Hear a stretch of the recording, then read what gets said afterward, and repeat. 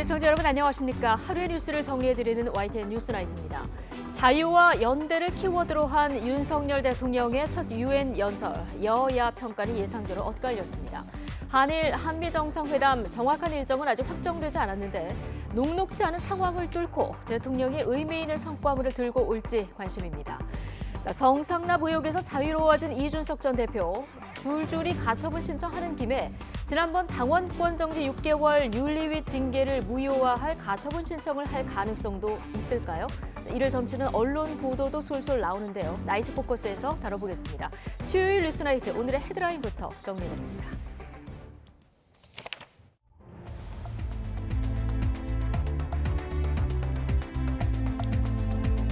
(9월 21일) 수요일 뉴스나이트 주요 뉴스입니다.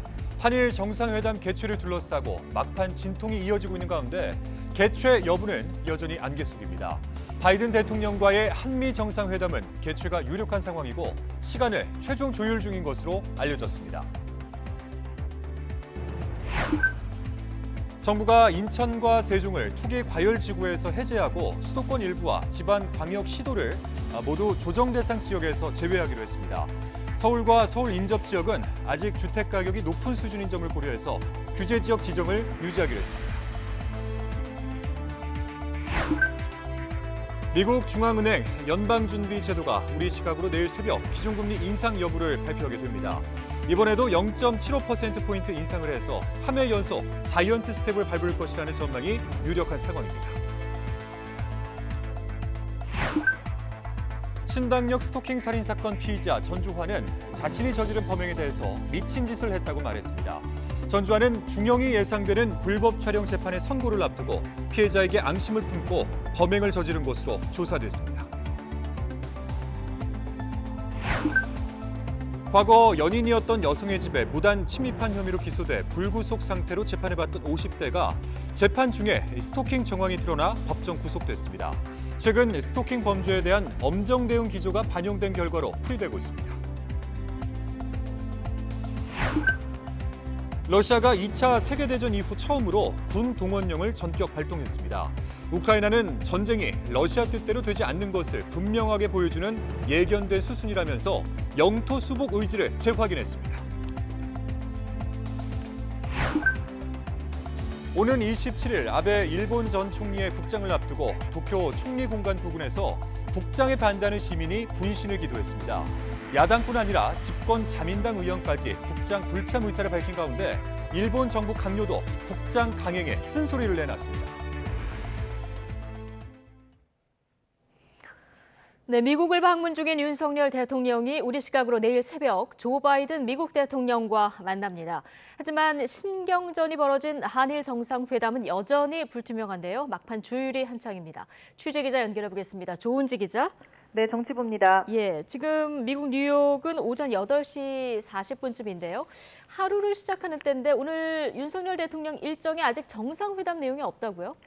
네, 아직 회담 일정은 안개 속입니다. 애초 한국 시각으로 내일 새벽에 한일 정상회담이 열릴 걸로 알려졌는데 당장 몇 시간 남지 않은 지금까지도 만나긴 하는 건지 정확한 일정이 공지되지 않았습니다. 일단 미국 조 바이든 대통령과의 한미 정상회담은 개최가 유력한 상황이고 시간을 최종 조율 중인 것으로 알려졌습니다. 하지만 일본 기시다 총리와의 정상회담은 막판 진통을 겪고 있습니다. 대통령실은 40분 전쯤 뉴욕 현지 기자단 브리핑에서 진전된 상황이 나오는 대로 바로 설명하겠다. 이 짧은 한 문장으로 말을 아꼈습니다. 한일 정상회담을 둘러싼 두 나라 움직임 보면요. 지난 15일 김태효 국가안보실 1차장이 한일 두 나라가 정상회담에 흔쾌히 합의했고 시간을 조율하고 있다 이렇게 밝혔고요. 이 발언 이후 같은 날 일본 정부는 현 시점 결정된 것이 없다고 반박했습니다. 대통령실은 이후에도 변동사항이 없다고 강조했지만 일본에선 만나도 단시간이다. 한국에 항의했다. 이런 반발이 이어졌고요. 심지어 기시다 총리 일본에서 순방길 비행기에 오르면서 그렇다면 반대로 만나지 말자 이런 말로 강한 불쾌감을 드러냈다는 현지 보도가 잇따랐습니다. 기시다 총리가 일본 보수층을 의식해서 막판까지 신중한 입장을 보인다고 외교 전문가들은 입을 모으고 있지만 동시에 정상회담을 나란히 발표하는 외교 관례를 우리 정부가 일부 지키지 못한 만큼 반발의 빌미를 줬다는 지적도 나올 수밖에 없어 보입니다. 네, 윤석열 대통령 순방 가운데 오늘이 가장 분주한 날이라고 하는데요. 이미 정해진 일정도 좀 소개해 주시죠. 네, 일단 유엔 총회가 열리는 미국에서 매년 미국 대통령 부부가 주최하는 각 나라 정상 환영 만찬이 예정돼 있습니다. 이 자리에 윤 대통령과 부인 김건희 여사가 함께합니다. 이 리세션을 전후해서 바이든 대통령과 한미 정상회담이 이루어질 거라는 전망이 많습니다. 경제 외교 관련 일정이 오늘만 무려 5개로 빡빡한데요. 디지털 비전 포럼, 또 재미 한인과학자 간담회, 한미 스타트업 서밋, K브랜드 엑스포, 유엔 기후행동 특사 초청 만찬까지 쭉 이어집니다. 지금까지 정치부에서 YTN 조은주입니다. 윤석열 대통령은 첫 유엔 총회 기조연설에서 자유와 연대 정신을 강조했습니다. 특히 유엔이 더욱 폭넓은 역할과 책임을 요구받고 있다며 재정과 기술력이 미흡한 나라에 대한 과감한 지원을 제안했습니다. 박서경 기자입니다. 윤석열 대통령은 유엔 총회 일반 토의 첫날 185개 회원국 가운데 10번째 연설자로 나섰습니다. 11분 정도 이어진 연설에서 윤 대통령의 핵심 키워드는 자유와 연대였습니다. 자유가 21번으로 가장 많이 등장했습니다. 윤 대통령은 인류가 직면한 세계의 위기는 자유를 지키고 확대하기 위한 확고한 연대 정신으로 해결할 수 있다고 강조했습니다. 우리가 현재 직면하고 있는 이 위기는 자유라는 보편적 가치를 공유하고 자유를 지키고 확장하기 위해 함께 노력해야 한다는 확고한 연대의 정신으로 해결할 수 있습니다. 특히 유엔과 국제사회가 보편적 국제 규범 체계를 강력히 지지하고 연대해야 한다고 말했는데 한국의 성장을 예로 들며 재정과 기술력이 미흡한 나라에 과감한 지원을 해야 한다고 제안했습니다. 유엔의 노력 덕분에 대한민국은 이렇게 성장할 수 있었습니다. 그러므로 대한민국은 세계 시민의 자유 수호와 확대 그리고 평화와 번영을 위해 유엔과 함께 책임을 다하겠습니다. 대통령실은 이번 연설을 한마디로 요약하면 약자 복지의 글로벌 버전이라고 의미를 부여했습니다. 이번 연설에는 북한을 향한 메시지나 비핵화 관련 국제사회 제재를 요청하는 내용은 이례적으로 담기지 않았습니다. 윤 대통령이 연설한 연단과 가깝게 두 번째 줄에 위치한 북한 대표부 자리는 비어 있었는데 북한의 순서는 일반 토의 맨 마지막 날인 오는 26일입니다. 연설이 진행되는 동안 김건희 여사는 참모들과 함께 유엔 총회장 특별석에 자리했습니다. 취임사와 8.15 경축사에 이어 국제무대인 유엔에서도 윤 대통령은 자유와 연대라는 메시지를 전면에 내세웠습니다. 국제사회의 공감을 얼마나 끌어낼 수 있을지가 관심입니다. 미국 뉴욕에서 YTN 박서경입니다. 네, 윤 대통령 해외 순방을 둘러싼 정치권의 날선 공방은 계속되고 있습니다. 민주당은 정부가 엇박자를 내고 있다며 조문 외교 논란을 부각했고 국민의힘은 야당이 외교 참사라는 나쁜 프레임을 씌우고 있다면서 적극 엄호에 나섰습니다. 김경수 기자입니다. 윤석열 대통령의 첫 유엔 총회 연설에 대한 여야의 평가는 극명하게 엇갈렸습니다. 집권 여당인 국민의힘은 국제사회와 함께 번영을 이끌어가겠다는 의지가 담겼다고 호평했지만 더불어민주당은 대통령이 오직 자유만 외쳤다며 난해하고 공허한 연설이었다고 혹평했습니다. 이제는 대한민국이 국제사회의 자유와 연대를 위해 적극적인 역할을 하는 글로벌 중추국가로의 도약을 알리는 선언이었습니다. 외교 시험대인 유엔에서의 첫 연설도 너무 추상적이고 하나마나한 한가롭고 공허한 단어들의 조합에 불과했습니다.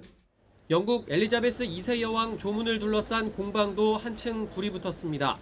민주당은 윤 대통령의 조문 취소 논란을 두고 대통령실과 국무총리, 외교부 해명이 제각각이라며 난맥상을 부각했습니다. 또 총성 없는 외교 전쟁에서 윤 대통령의 순방 외교는 참사급으로 비화했다며 맹공을 퍼부었습니다. 윤석열 대통령처럼 늦게 도착한 다른 나라 정상은 조문을 했는데 정작 한덕수 총리는 상황 파악도 제대로 못한 것이 대정부 질문에서 드러났습니다. 반면 국민의힘은 민주당 주장을 나쁜 프레임 공세로 일축하며 국격을 훼손하는 행위라고 반박했습니다. 2017년 문재인 전 대통령의 중국 방문 당시 이른바 혼밥 논란을 재소환하며 외교 참사는 따로 있다고 날을 세웠습니다. 사실과 다른 걸 가지고 시비 걸고 하는 것은 저는 대한민국 국격에 대한 자해행위라고 보고 있습니다. 야당이 대통령실 이전 비용 문제와 조문 외교 등 대내외 현안을 총망라한 쌍끌이 공격을 강화하자 여당은 국정감사 등 전국 주도권 사수를 위해 논란 차단에 주력하는 모양새입니다. 이번 주말 윤 대통령이 귀국할 때까지 순방 외교 과정뿐만 아니라 성과를 두고도 여야의 치열한 논쟁이 이어질 것으로 보입니다. YTN 김경수입니다. 대통령실에 반입되는 택배를 검색하는 건물을 새로 짓기 위해 대통령 경호처가 25억 원가량의 추가 예산을 요청한 것으로 YTN 취재 결과 확인이 됐습니다. 대통령실은 이에 대해서 경호시설 첨단화를 위해 문재인 정부 시절부터 추진되던 것을 계속 이어가는 것이며 용산 이전과는 무관하다고 해명했습니다. 황윤태 기자의 단독 보도입니다. 기획재정부가 국회에 제출한 대통령 경호처 시설 신축 예산안입니다. 용산 대통령실로 반입되는 택배와 우편물을 검색하는 통합검색센터를 새로 짓는 예산으로 24억 700만 원을 편성했습니다. 현재 임시 컨테이너 건물에서 폭발물이나 화학약품이 반입되는지를 수작업으로 확인하고 있는데 검색 장소가 협소해 새로 지어야 한다는 겁니다. 지난 3월 대통령실 이전 발표 시엔 반영되지 않았던 부분입니다. 대통령실이 필요하다고 밝힌 다른 예산안은 더 있습니다. 외빈 방문이나 국경일 등 정부 행사로 대통령실 경내에 국빈 환영식장을 설치할 때 카펫을 까는데 제작 비용으로 8천만 원이 예산안에 반영됐습니다. 청와대에서 용산으로 이전한 만큼 새로 만들어야 한다는 게 이유였습니다. 이것 말고도 대통령실 이전 1주년 기념행사비에 5억 원, 청와대 국민개방 홈페이지 제작 비용 4억 7,100만 원, 서고 부족을 이유로 대통령 기록물 수집 차량 대여 비용 1,100만 원도 예산안에 포함됐습니다. 이렇게 새로 파악된 대통령실 이전 예산은 34억여 원에 달합니다. 대통령실 이전 결정 당시 496억이었던 이전 비용은 영빈관 신축 논란 이후 각 상임위별로 예산안에 대한 집중 검증이 이뤄지면서 점점 불어나고 있습니다.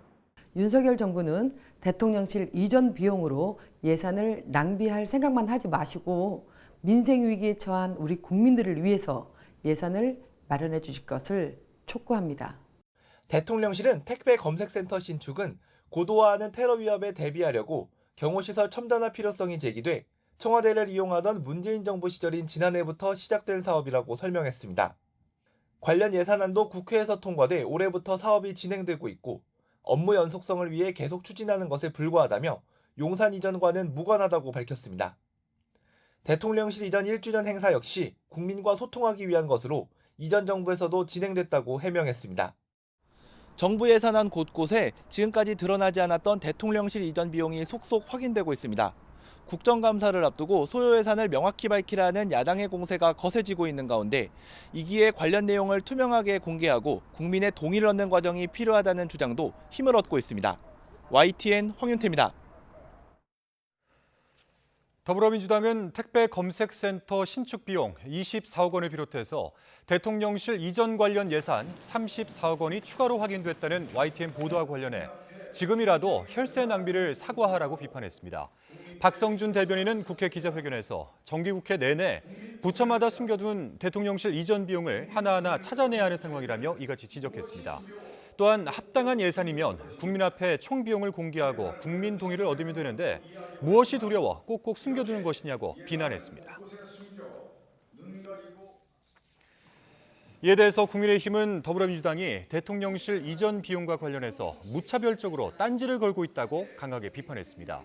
양금희 원내대변인은 브리핑을 통해서 민주당이 문재인 정부 시절 계획이 확정된 경호처 택배 검색센터 예산까지 대통령실 이전 비용이라며 생태집을 잡고 있다고 밝혔습니다.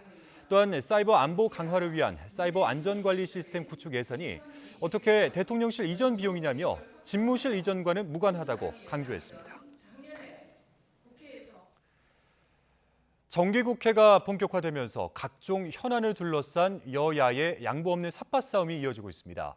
김건희 여사의 논문 의혹을 비롯해서 정부, 경제 문제 등을 두고 온종일 날선 신경전이 거듭됐습니다. 박기환 기자의 보도입니다. 여야는 국회 교육위원회에서 국정감사 증인 채택 문제를 놓고 먼저 맞붙었습니다. 김건희 여사 논문 표절 의혹 검증을 위해 국민대 관계자 등을 증인으로 부르자는 민주당 주장이 도화선이 됐는데 국민의힘은 김 여사 논문이 어떻게 국감 핵심 의제가 됐느냐며 적극적으로 엄호했습니다. 김건희 여사의 논문 표절과 허위 이력 문제를 짚고 넘어가지 않을 수 없습니다. 국민대, 숙명여대 증인들은 반드시 채택해서 김건희 씨 논문이 하나가 무슨 블랙홀도 아니고 그것이 핵심이 되어야 된다는 말에 저는 절대로 동의할 수가 없습니다. 그럼 우리가 이렇게 많은 기관을 대상으로 선정하고 있으면서 난타전은 경제 분야 대정부 질문에서도 그대로 이어졌습니다. 여당이 문재인 정부 경제정책 실패 사례를 집중적으로 거론하자 방기업 규제 정책으로 인해서 우리 기업의 해외 이탈이 지금 급증을 해서 이것은 소득주도 성장으로 인한 재정 중독성의 결과로 구축 효과가 일어났고 기업 투자가 축소된 결과가 아닌가 생각합니다. 야당은 한국산 전기차가 보조금 지원 대상에서 제외된 미국 인플레이션 감축법 논란으로 맞불을 놨습니다. 이 법안을 논의하고 있는 미 국회 수장이 왔는데 대통령도 총리도 어떤 정부 관계자도 펠로시 의장에게 이 법안이 통과되면 안 된다라고 이야기한 사람이 없어요. 있습니까? 정부는 또 민주당이 추진 중인 쌀 시장 격리 의무화 법안에도 부정적 의견을 피력했습니다. 현안마다 충돌하는 여야의 간극은 주호영 신임 원내대표가 협상 파트너를 처음 찾아간 자리에서도 고스란히 드러났습니다. 국정을 또 정부 여당의 어떤 그런 행보에 협조해주지 않는 그런 어떤 발목 잡기 프레임으로 계속 민주당을 몰아가는 거 아니냐라고 하는 의구심을 저희가 그동안 계속 갖고 있었거든요. 원색적인 용어라든지 말하자면 들으면 아주 기분 나쁜 그런 인격 모독적인 언어는 좀 쓰지 않고 우리 정치가 품위 있는 말을 하면서도 뜻은 다 전할 수 있는 그런 풍토가 됐으면 좋겠다고. 전국 주도권을 쥐려는 여야 공방은 정기국회 일정이 진행될수록 한층 치열해질 전망입니다. YTN 박견입니다.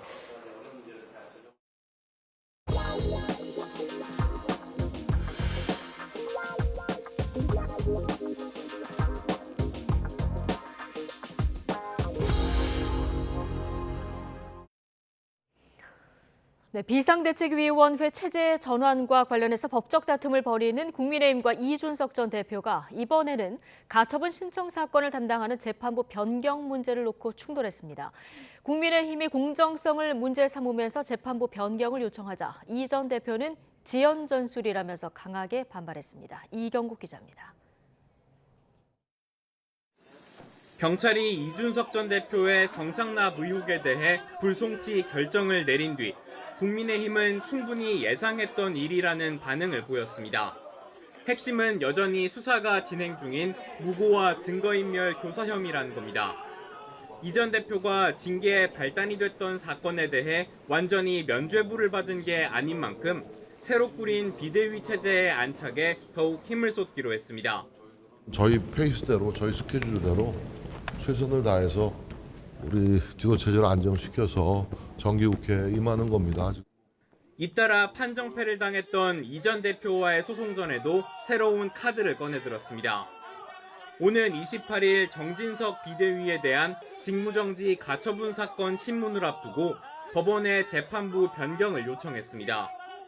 판사의 공정성이 의심되는 만큼 다른 재판부가 사건을 맡아야 한다고 주장했습니다. 정당의 자율성, 자주성을 인정했던 그 헌법 정신에 반하는 판단을 했다고 우리가 봤기 때문에 법원은 이에 대해 아직 뚜렷한 결론을 내리지는 않았습니다. 다만 판사와 변호사가 친족 관계일 때를 대비한 예비 재판부만 존재한다며 재판부 변경 가능성에 사실상 선을 그었습니다. 이 전 대표는 당을 향해 비판을 쏟아냈습니다. 재판부 변경 요청을 시간을 끌기 위한 지연 전술로 규정하고 날을 세웠습니다. 제기된 가처분 신청만큼 재판부가 필요하단 거냐며 말도 안 되는 얘기라고 지적했습니다. 자신을 잡을 시간에 물가와 환율을 잡았으면 상황이 나았을 거라며 당과 대통령실을 싸잡아 꼬집기도 했습니다. 이 전 대표 변호인단 역시 입장문을 통해 당이 법원을 겁박하고 사법부를 신여화하겠다는 거라고 맹비난했습니다. 소송전이 장기화하며 양측의 갈등의 골이 더 깊어지는 모양새입니다. 오는 28일에는 가처분 신청 사건 심리와 함께 이 전 대표에 대한 추가 징계가 결정될 수 있는 윤리위 회의까지 잡혀 있습니다. 또 한 번의 운명의 날을 앞두고 양측의 날선 공방은 계속될 전망입니다. YTN 이경국입니다. 네, 경찰이 이준석 전 국민의힘 대표의 성상납 의혹에 대해서 불송치 결정을 내렸지만 무고 등의 혐의를 계속 수사하겠다고 밝혀 배경에 관심이 쏠리고 있습니다. 처벌 여부와 상관없이 성상납 의혹의 실체를 확인하려는 거라는 분석도 나옵니다. 보도에 윤성훈 기자입니다. 경찰은 지난 17일 이준석 전 국민의힘 대표를 불러 12시간가량 조사한 끝에 성상납 의혹에 대해 불송치 결정을 내렸습니다. 제보자인 김성진 아이카이스트 대표 주장대로 성상납이 이뤄졌더라도 공소시효가 이미 지나 처벌이 불가능하다고 본 겁니다. 김 대표와 박근혜 전 대통령을 만나게 해주는 대가 등으로 금품과 향응을 받았다는 알선수재 혐의 역시 경찰은 공소시효가 끝나거나 증거가 불충분해 혐의가 없다고 봤습니다. 그러나 경찰은 이 전 대표에 대한 증거인멸 교사와 무고 혐의에 대해선 계속 수사를 이어가기로 했습니다. 앞서 이 전 대표는 성상납 의혹 폭로를 무마하기 위해 측근을 통해 제보자에게 7억 원대 투자 유치를 해주려 했다는 의혹이 제기됐습니다. 성상납 의혹을 제기한 가로세로 연구소 측을 허위 사실에 의한 명예훼손이라며 고소했다가 무고죄로 고발도 당했습니다. 두 혐의 모두 성상납 의혹과 관련된 만큼 경찰은 이 전 대표에 대한 성상납이 실제로 있었는지 확인하겠다는 여지를 남긴 거란 해석이 나옵니다. 앞서 경찰은 성상납 의혹에 대해 불송치 결정을 내리면서도 실제 혐의가 인정되는지에 대해선 별다른 판단을 내리지 않았습니다. 명예훼손 사건이나 무고 사건을 조사를 하려고 그러면 성상납이 과연 있었는지 여부에 대한 기초적인 사실관계 확인은 절대적으로 필요해요. 사실관계 확인이 있어야 명예훼손인 경우에도 사실적시 명예훼손이냐 구분이 가능하기 때문에 경찰의 불송치 결정으로 이 전 대표가 한 차례 고비를 넘겼지만 향후 경찰 수사 과정에서 성상납을 둘러싼 사실관계가 드러날 경우 또 다른 정치적 뇌관이 될 거로 보입니다. YTN 윤성훈입니다. 신당역 스토킹 살인 사건의 피의자 전주환이 계획에 의한 보복살인 혐의로 검찰에 넘겨졌습니다. 검찰로 송치되면서 피해자와 유족에게 정말 죄송하다 이 말을 반복한 전주환은 YTN이 앞서 보도한 대로 검찰이 중형을 구형하자 범행 실행을 결심했었던 것으로 드러났습니다. 김다현 기자가 보도합니다. 신상공개 결정이 난 전주환이 고개를 숙인 채 경찰서를 빠져나옵니다. 피해 여성과 유가족에게 정말 죄송하다는 말을 반복했습니다. 피해자 스토킹하고 불법 촬영한 혐의 인정하십니까? 정말 죄송합니다. 죄송하다는 말씀 말고 하실 말씀 없으십니까? 제가 진짜 미친 짓을 했습니다. 범행 후 도주 계획은 부인했으며 사전에 인출하려던 돈은 부모님에게 주려 했다고 말했습니다. 범행 후 도주하려고 하신 건 아닌가요? 아닙니다. 돈을 왜 뽑으셨나요? 부모님 드리려고 했습니다. 전주환은 지난 14일 밤 서울 신당역에서 회사 동료이자 자신이 스토킹해오던 20대 여성을 미리 준비한 흉기로 숨지게 한 혐의로 검찰에 넘겨졌습니다. 앞서 YTN이 보도한 대로 전주환은 지난해 경찰 수사가 시작되자 범행에 쓰인 흉기를 구입했고 한 달 전쯤부터 범행을 최종 결심한 걸로 드러났습니다. 지난달 18일 피해자를 협박하고 스토킹한 혐의로 기소된 재판에서 검찰이 징역 9년을 구형했고 이에 따라 중형이 예상되자 범행을 저질렀다고 진술한 걸로 전해졌습니다. 범행을 결심한 뒤 피해자를 해치기 전까지 구체적인 행적들도 새로 밝혀졌습니다. 지난 5일과 9일, 범행 전날인 13일, 그리고 당일인 14일 등 4일에 걸쳐 피해자의 옛 주거지를 모두 5차례 찾았습니다.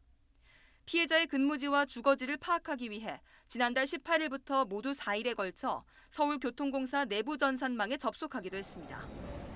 또한 전 씨는 범행의 흔적을 남기지 않기 위해 샤워캡과 장갑도 미리 준비한 걸로 드러났습니다. 경찰은 이를 토대로 치밀한 계획에 의한 보복살인으로 결론 내렸습니다. 검찰은 즉각 전담 수사팀을 꾸리고 보강 수사에 돌입했습니다. 전 씨는 별도의 사선 변호인 선임 없이 국선 변호인의 도움을 받는 걸로 전해졌습니다. YTN 김다현입니다. 과거 연인이었던 여성의 집에 무단 침입한 혐의로 기소돼 불구속 상태로 재판을 받던 한 50대가 재판 중에 스토킹 정황이 드러나서 법정 구속됐습니다. 2차 가해나 도주 우려가 있다는 검찰 측 주장이 신속하게 받아들여진 건데 최근 스토킹 범죄에 대한 엄정 대응 기조가 반영됐다는 분석입니다. 김다영 기자가 보도합니다. 57살 A씨는 지난 3월 연인 사이였던 여성의 오피스텔에 침입한 혐의로 기소돼 불구속 상태로 재판을 받아왔습니다. 그런데 지난 19일 법원이 재판 도중 A씨에 대해 구속영장을 발부했습니다. 재판에서 A씨의 스토킹 정황 등이 새롭게 드러난 겁니다. 재판에 증인으로 출석한 피해자는 A씨가 2년 동안 여러 차례 만남을 강요하고 마음에 들지 않으면 폭행했다고 진술했습니다. 수시로 찾아오거나 전화를 하기도 했으며 재판에 넘겨진 뒤엔 자신의 목을 조르기도 해 다시는 A씨와 마주치지 않기를 바란다며 엄벌을 요구했습니다. 법정에서는 A씨가 피해자에게 보낸 문자 메시지까지 공개됐고 검찰은 이를 토대로 사건을 단순히 주거 침입으로 봐선 안 된다고 주장했습니다. 법원도 도주나 2차 가해 우려, 재범의 위험성 등이 있다는 검찰 측 의견을 받아들여 그 자리에서 바로 구속영장을 발부했습니다. 선고를 한 달이나 앞두고 재판 중에 이뤄진 A씨에 대한 법정 구속을 두고 이례적이란 평가가 나옵니다. 실제로 YTN이 최근 2달 동안 내려진 스토킹과 주거침입 관련 사건 판결을 분석한 결과 피고인 80%는 집행유예를 선고받았습니다. 전주환 사건 이후 스토킹에 대한 사회적 경각심이 영향을 미친 거로 풀이됩니다. 수도권 법원의 한 판사는 재판 도중 구속은 피고인의 방어권 차원에서 엄격하게 이뤄지는 측면이 있다며 최근의 기조가 반영된 결정으로 볼 여지가 있다고 말했습니다. 검찰은 공소유지 과정에서 알게 된 정황을 바탕으로 주거 침입이 스토킹의 일환이란 점을 강하게 피력한 결과라고 설명했습니다. 그러면서 앞으로도 스토킹 범죄 수사나 재판 과정에서 적극적으로 대응을 이어나갈 방침이라고 밝혔습니다. YTN 김다연입니다. 스토킹 범죄에 엄정 대응하기 위한 검찰과 경찰 간의 협의회가 내일 처음 열립니다. 검경은 내일 오후 대검찰청에서 대검찰청 형사부장과 경찰청 국가수사본부 형사국장 등이 참석한 가운데 스토킹 범죄 대응협의회 첫 회의를 개최합니다. 내일 회의에선 스토킹 피해자를 보호하기 위해 검경 사이 가해자 정보를 신속히 공유하고 사건 초기부터 유치장 구금 같은 잠정 조치나 구속 수사를 강화하는 방안 등이 논의될 예정입니다. 현대차를 판매하는 대리점 영업사원이 고객 수십 명의 차량 대금을 개인 계좌로 가로채서 경찰이 수사에 착수했습니다. 확인된 피해 금액만 무려 11억 원이 넘는다고 합니다. 차상은 기자의 보도입니다. 직장인 김모 씨는 지난 봄 부산에 있는 현대차 대리점에서 팰리세이드 차량 한 대를 계약했습니다. 계약 진행은 영업사원 30대 A씨가 맡았습니다. 차량 대금은 현대차가 고객 명의로 보낸 가상 계좌로 받는 게 원칙입니다. 하지만 A씨는 자신의 개인 계좌로 입금하면 할인 혜택을 주겠다며 김 씨를 설득했습니다. 지금 프로모션을 하고 있는 게 있는데 오늘까지 납부를 하면 5.8% 프로모션을 해서 캐시백을 주고 지금 출고가 지연되어 있는 상태에서 가장 빨리 차를 빼줄 수 있다. 그런데 차량 인도는 이루어지지 않았고 A씨는 잠적해버렸습니다. 같은 수법에 속은 피해자는 확인된 것만 23명, 피해 금액은 11억 원이 넘습니다. 고객 돈을 개인 계좌로 좀 받은 게 있는 것 같습니다. 저희도 파악 중에 있고요. 피해자들은 정식 영업사원과 진행한 계약이 사기일 줄을 몰랐다며 경찰에 신고하고 법적 대응을 준비하고 있습니다. 대리점을 직접 찾아가서 그 대리점 내에서 거래가 이루어진 것도 있기 때문에 그런 아무래도 브랜드라는 그런 대기업 브랜드라는 거를 믿고 거래를 하게 되는 거죠. 이에 대해 현대차는 해당 대리점을 상대로 사실관계를 확인하고 있다며 개인 계좌로 차량 대금을 받는 건 시스템에서 벗어난 일이라고 선을 그었습니다. 영업사원 A씨는 대리점 대표와 계약을 맺은 직원으로 엄밀히 말하면 현대차 소속은 아닙니다. 하지만 일반 소비자는 이런 관계를 제대로 알기 어렵고 이번 같은 피해가 생겼을 때 현대차와 대리점 가운데 누구를 상대로 손해배상을 요구해야 할지 판단하기 까다롭습니다. 일반 소비자들은 그 대부분 기존과 대리점의 정확한 차이에 대해 잘 모르고 회사 브랜드만 보고 거래하기 때문에 관련 법규의 수정 보완이 필요합니다. 영업사원 A씨는 최근 경찰에 자수한 것으로 확인됐습니다. 일부 피해자에게는 도박에 손을 댔다며 경찰 조사를 받겠다는 메시지를 보냈습니다. 수사에 나선 경찰은 정확한 피해 상황을 확인한 뒤 A씨를 불러 조사할 계획입니다. YTN 차상리입니다. 네, 경찰이 가정폭력 관련 두 번째 신고를 받고 집 주변을 1시간 정도 배회하는 사이에 이 피해자가 중태에 빠지는 일이 발생했습니다. 출동 때부터 중대 사안임을 충분히 인식했는데도 막상 현장에서는 소극적으로 대처했다는 비판이 나오고 있습니다. 정인용 기자입니다. 경기 용인시에 있는 주택가 골목. 경찰차 한 대가 황급히 이동합니다. 도착한 곳은 한 가정집이었습니다. 지난 17일 오전 11시 23분쯤 부부싸움 소리가 주로 들리는 한 여성의 112 신고가 접수됐습니다. 출동 경찰관들이 8분 만에 도착해 문을 두드렸지만 아무런 대답도 인기척도 없었습니다.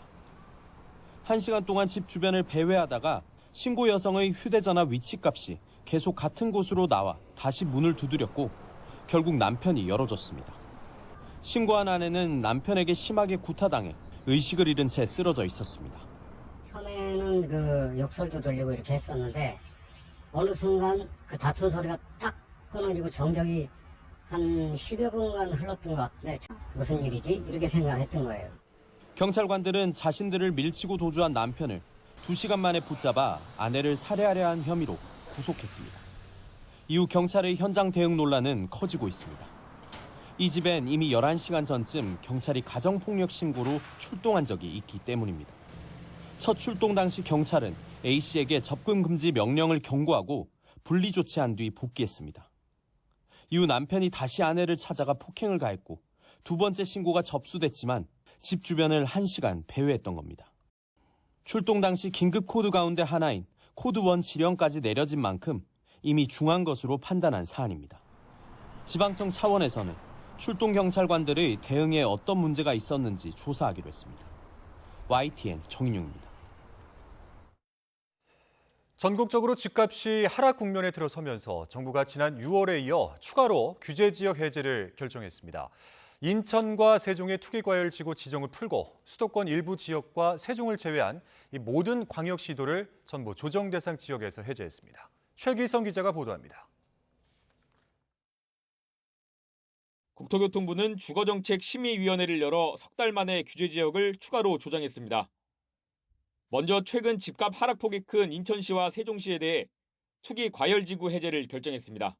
세종은 아시다시피 가격 하락폭도 굉장히 좀 큰 편이고 또 좀 하락세가 좀 장기간 지속돼 있는 점도 좀 감안이 됐고 인천 같은 경우도 좀 가격 하락폭이 타 지역에 비해서 좀 상당히 큰 편이다. 또 세종을 제외한 지방은 전부 조정 대상 지역에서 빠집니다. 수도권을 세부 지역별로 살펴보면 인천 연수, 남동, 서구가 투기 과열 지구에서 빠집니다. 경기 안성, 평택, 양주, 파주, 동두천시는 조정 대상 지역에서 해제됩니다. 지방권을 보면 부산 해운대, 수영구, 대구 수성구 등 36곳의 조정 대상 지역 지정이 풀립니다. 이번 조치로 투기 과열 지구는 기존 43곳에서 39곳으로 조정 대상 지역은 101곳에서 60곳으로 줄어듭니다. 다만 서울과 서울 인접 지역은 아직 주택 가격이 높은 점을 고려해 규제를 유지하기로 했습니다. 규제 지역으로 묶이면 각종 제약을 받게 됩니다. 주택담보대출 비율 LTV가 9억 원 이하는 40에서 50%까지만 가능한데 최대 70%까지 받을 수 있는 비규제 지역과 비교하면 크게 차이가 납니다. 분양권 전매 제한 역시 최대 5년까지 묶여 있지만 비규제 지역은 제약이 없습니다. 최근 주택가격 하락폭이 확대하고 금리 상승 같은 하향 안정 요인이 증가했다는 게 이번 결정 배경이라고 국토부는 전했습니다. 특히 지방은 미분양 증가 등을 감안해서 시장 상황이 더 나빠지기 전에 미리 규제 지역을 해제할 필요성이 있다고 판단했다는 겁니다. 전문가들은 이번 조정이 지방에 집중된 만큼 당장 시장에 미치는 영향은 한정적일 거라고 전망했습니다. 향후 서울과 수도권이 규제 지역에서 해제된다고 하더라도 대출 규제와 종부세 같은 다른 저희 요소들은 그대로이기 때문에 이런 부분들을 함께 논의할 필요가 있습니다. 이번 조치는 오는 26일 0시부터 효력이 발생합니다. YTN 최기성입니다. 미국 중앙은행인 연방준비제도가 우리 시각으로 내일 새벽에 기준금리 인상 여부를 발표하게 됩니다. 연준은 이번에도 기준금리를 0.75%포인트 인상하는 이른바 자이언트 스텝을 밟을 것으로 보이는데요. 만약 이렇게 된다면 3회 연속 자이언트 스텝이 됩니다. 김원배 기자가 보도합니다. 미국 중앙은행인 연방준비제도가 우리 시간으로 내일 새벽 이틀간의 연방공개시장위원회 정례회의를 마치고 기준금리 인상 여부를 발표합니다. 관심은 0.75%포인트 인상이냐, 1%포인트 인상이냐로 모아지고 있습니다. 미국의 금융시장은 연준이 지난 6월과 7월에 이어 이번에도 기준금리를 0.75%포인트 인상할 것으로 예상하고 있습니다. We believe that 75 is already baked in. We believe that the market's already anticipated that. We don't believe that the 100 basis points is prudent at this time, simply because if you take the rate hikes that we've started essentially only in March, we're close to pushing 400 basis points between now and year end if the Fed continues on this current trajectory. 연준이 이번에 기준금리를 0.75%포인트 인상할 경우 미국의 기준금리는 3.00%에서 3.25% 사이로 높아지게 됩니다. 이렇게 되면 미국의 기준금리가 다시 우리나라의 기준금리보다 높아지는 금리 역전 현상이 발생하게 됩니다. 이번 회의에서는 또 연준 위원들의 올해 연말 기준금리 전망치를 담은 점도표와 경제 성장률 전망치도 함께 발표됩니다. 지난 6월에 연준 위원들은 올 연말의 기준금리가 3.4%까지, 내년 말에는 3.8%까지 오를 것으로 예상했습니다. 그러나 이미 많은 전문가가 올해 말에 미국의 기준금리가 4%를 약간 웃돌 것으로 예상하고 있습니다. 내일 새벽 연방공개시장위원회 정례회의가 끝나면 올해 남은 회의는 현지 시간 11월 1, 2일과 12월 13, 14일 두 차례입니다. YTN 김원배입니다. 러시아가 2차 세계대전 이후 처음으로 군 동원령을 전격 발동했습니다. 사실상 진짜 전쟁을 선포했다는 평가가 나오면서 이번 전쟁이 중대 고비를 맞게 됐습니다. 김선희 기자가 보도합니다. 블라디미르 푸틴 러시아 대통령이 군 동원령을 전격 발표했습니다. 소련 시절인 제2차 세계대전 이후 처음입니다. 푸틴 대통령은 서방이 핵 협박을 하고 있다며 모든 수단을 동원하겠다고 말하는 등 핵 위협도 서슴지 않았습니다. 러시아가 군 동원령을 발동하며 사실상 진짜 전쟁을 선포했다는 평가가 나옵니다. Для защиты нашей Родины, ее суверенитета и территориальной целостности, для обеспечения безопасности нашего народа и людей на освобожденных территориях. 다만 푸틴 대통령은 이번 동원령이 전면적이 아닌 부분적 동원령임을 강조했습니다. 러시아 국방부도 예비역 30만 명이 동원될 것이라고 발표했습니다. 우크라이나는 이미 짐작했었다는 반응입니다. 전쟁이 러시아 뜻대로 되고 있지 않다는 것을 보여주는 것이라며 영토 수복 의지를 분명히 했습니다. 미국도 러시아의 군 동원령을 평가절하했습니다. 엉터리 주민투표와 동원령 발동은 나약함과 실패를 의미하는 신호라고 비난했습니다. 반면 중국은 다시 한번 대화를 촉구했습니다. 对于乌克兰危机，中方的立场是一贯明确的。我们呼吁有关方通过对话谈判实现停火止战，尽快找到兼顾各方。 이번 동원령은 우크라이나가 공세를 펼치고 있는 현재의 전황을 뒤집으려는 의도로 풀이됩니다. 또 심각한 병력 부족도 원인이라는 분석입니다. 러시아가 동원령으로 확전을 선택하면서 종전은 어려워지고 어느 한쪽이 손을 들 때까지 전쟁이 더 격화될 것이라는 전망이 나오고 있습니다. YTN 김선입니다.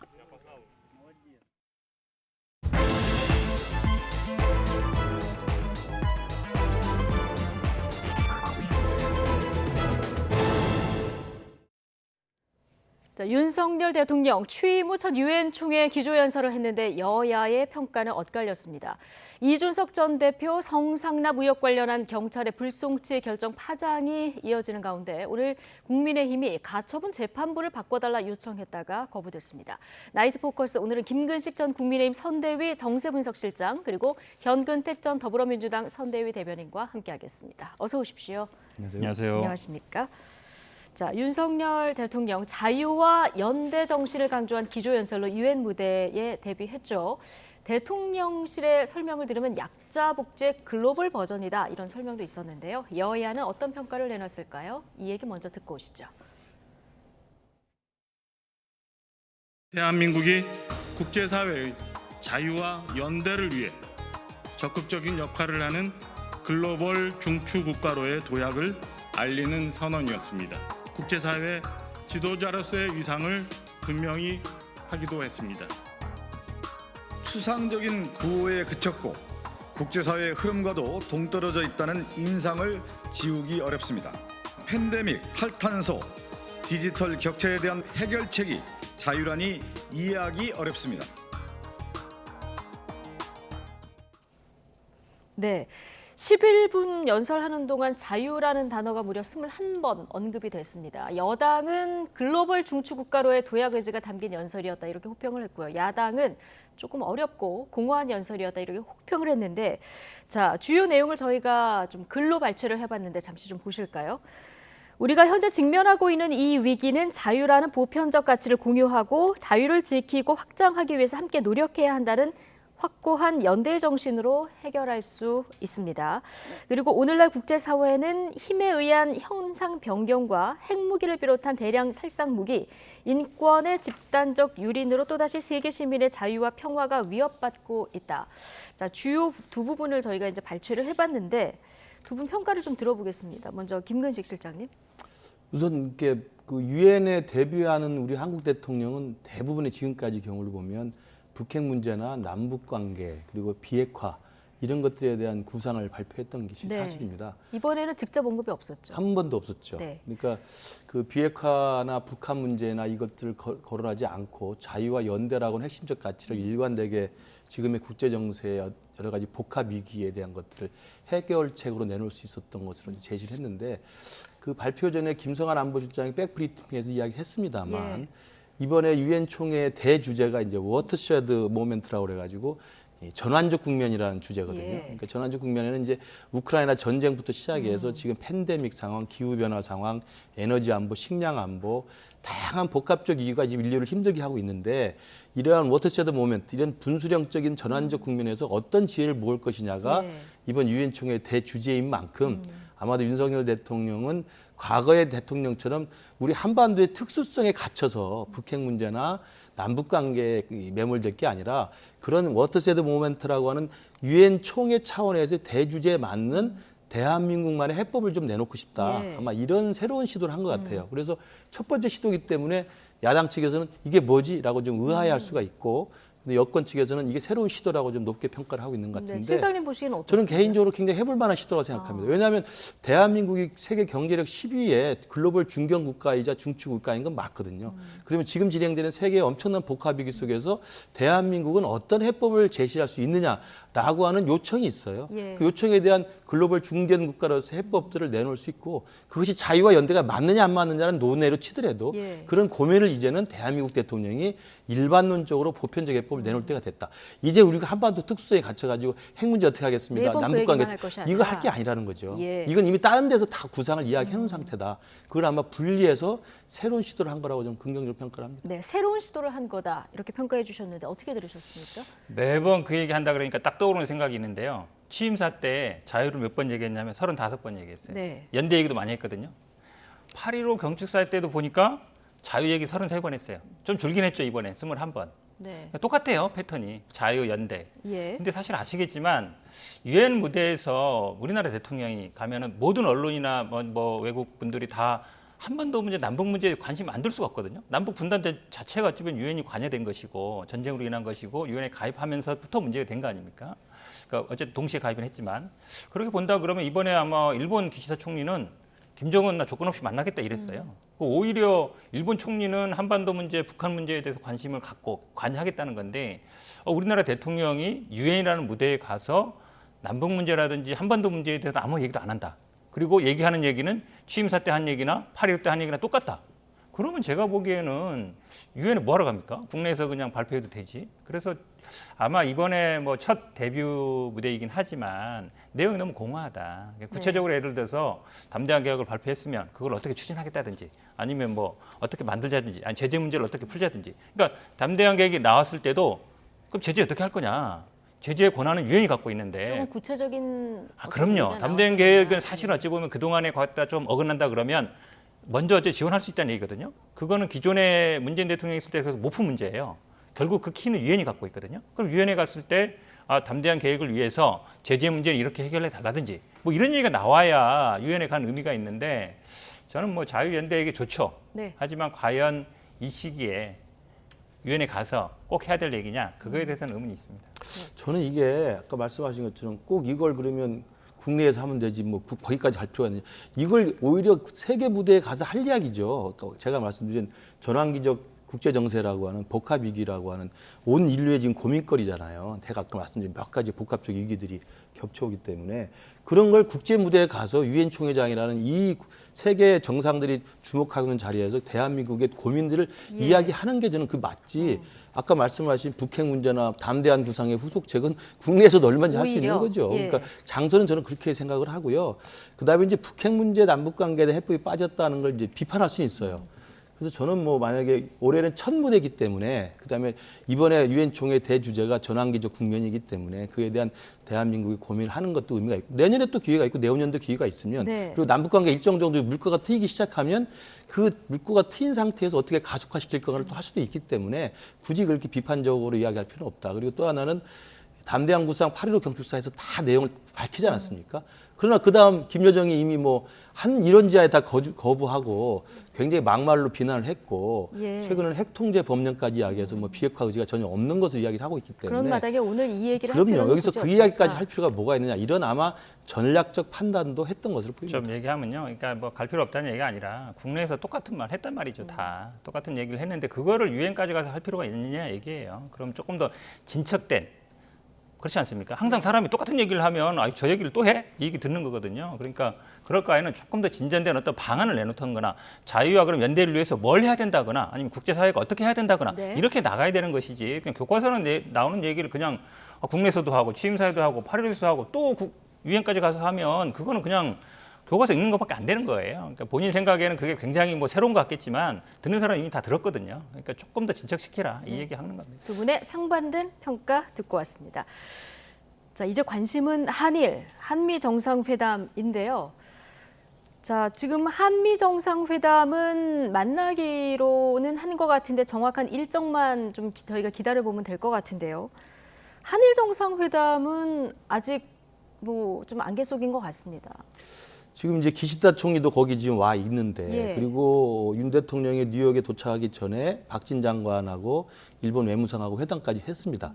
그런데 아직까지 지금 한일 정상회담에 대해서는 일본 측에서는 결정된 바 없다라고 이야기를 하고 있어서 도대체 이 실체가 지금 어떤 것인지 지금 궁금증을 자아내게 하고 있는데요. 아시는 것처럼 이번에 순방외교 떠나기 전에 대통령실에서 공개적으로 한일 정상회담을 흔쾌히 합의했다라고 발표를 했었습니다. 그렇다면 그 흔쾌히 합의했다라고 하는 대통령실의 발표가 정말 합의가 안 된 상태에서 정말 외교적인 결례로 이렇게 한 것인지 그렇다면 우리 대통령실이 크게 잘못한 것이죠. 근데 그게 아니라고 한다면 대통령실에서 흔쾌히 합의했다는 발표가 그래도 물밑에서 일본 측과 일정 정도 합의가 된 것을 전제로 한 것이라고 한다면 일본이 너무 지금 NCND를 하고 있는 것이죠. 그러니까 시인도 부인도 안 하고 있는 것이죠. 일본은 왜 그렇습니까? 국내 여론이 있습니다. 국내 여론이. 그러니까 일본이 강제징용 문제에 대해서는 지난 문재인 정부 때 대법원 판결을 두둔했던 문재인 정부의 이 대일 정책이 굉장히 문제가 있다는 것이 일본 조야에는 지금 공감대를 이루고 있는 상황이거든요. 그래서 일본의 이야기를 들어보면 진보든 보수든 뭐 야당이든 여당이든 다 막론하고 강제징용 문제만큼은 한국 정부가 먼저 전향적 해결책을 내오라는 굉장히 강경한 입장이에요. 그러니까 아마도 기시다 총리 입장에서는 지금 그 여론조사 지지율이 굉장히 늦은 상황이거든요. 아마 그래서 우파들의 눈치를 보는 상황인 게 아닌가. 그래서 네. 저는 뭐 국내 정치 상황 그럴 수 있는데 그렇다면 근데 양국 간의 정상회담을 논의하고 조율하는데 다 그 매뉴얼이 있을 텐데 예. 한쪽은 이미 흔쾌히 합의했다고 하고 한쪽에서는 굉장히 뭐 화를 냈다고 하는 보도까지 나오니 그러니까 도대체 기시다 진실이 총리 무엇인지 비행기 정말, 타면서 예. 만나지 말자 이렇게 그러게 얘기했다는 말입니다. 보도까지 나와서요. 이게 도대체 어느 쪽이 결례를 하고 있는지 좀 궁금합니다. 네, 대통령실에서는 진전된 상황이 나오면 그때 이제 설명을 하겠다 얘기를 했다고 하는데 뭐 약식이든 아니든 정식으로 만나든 만날까요, 안 만날까요? 저는 안 만날 가능성도 있다고 봐요. 이렇게 얘기하면 아마 뭐 안 되길 바라는 것 같은데 그건 아니고요. 왜 그러냐면 정상회담 아시겠지만 대부분 뭐 한미 간에 한다 그러면 같은 시간에 동시에 발표를 하는 게 관례였습니다, 그동안. 근데 지금 일본 측에서 문제 제기하는 건 왜 일방적으로 발표했냐, 확정되지도 않았는데 라고 얘기하는 거거든요. 그거는 사실 어찌 보면 일본에서는 발표 안 했고 우리는 발표했기 때문에 뭐 모르겠습니다. 뭐 발표를 예. 하기로 했는데 안 했는지 모르겠지만 서로 발표 몇 시에 하자 그랬는데 일본에서 안 하고 우리만 할 일은 없는 거잖아요. 예. 그렇다고 한다 그러면 좀 성급하지 않았나. 이런 부분이 아마 일본 입장에서는 좀 언짢았을 것 같은데 그러면 이게 실책인 거죠. 그게 한마디로 예. 얘기하면. 근데 사실 지금 뭐 보면 아마 간단히라도 만날 수 있을지 모르겠지만 만나는 게 중요한 거거든요. 근데 상황이 지금 뭐 시간이 많지 않거든요. 이런 상황이 본다 그러면 뭐 조금 어려운 상황 아닌가. 근데 만약에 이거를 제대로 만나지 못한다 그러면 지금 조문 논란도 있지만 사실은 굉장히 중요한 일정이었거든요. 2년 10개월 만에 하는 거였고 물론 거기서 어떤 내용 합의까지는 쉽지 않더라도 일단 만나서 뭔가 이제 신뢰관계를 쌓는 게 중요한데 이게 회담하기 전부터 만나기로 했다? 아니다? 확정 안 됐다? 이렇게 기싸움 하는 게 제가 보기엔 어떤 식으로 봐도 모양이 좋지 않아요. 예. 그러니까 외교라는 거는 서로 어느 정도 예우와 아니면 격식과 이걸 따지는데 만나기 전부터 이렇게 말싸움하고 있으니까 만나서 이게 뭐가 제대로 되겠습니까? 예, 지켜보도록 하고요. 한미 정상회담은 내일 오전 중에 아마 열릴 것 같은데요. 미국이 중간 선거 앞두고 있기 때문에 상황이 그렇게 녹록지는 않습니다. 대통령이 어떤 성과물을 들고 올지 이것도 좀 지켜봐야 될 것 같습니다. 자, 이번에는 다른 얘기를 좀 해볼 텐데요.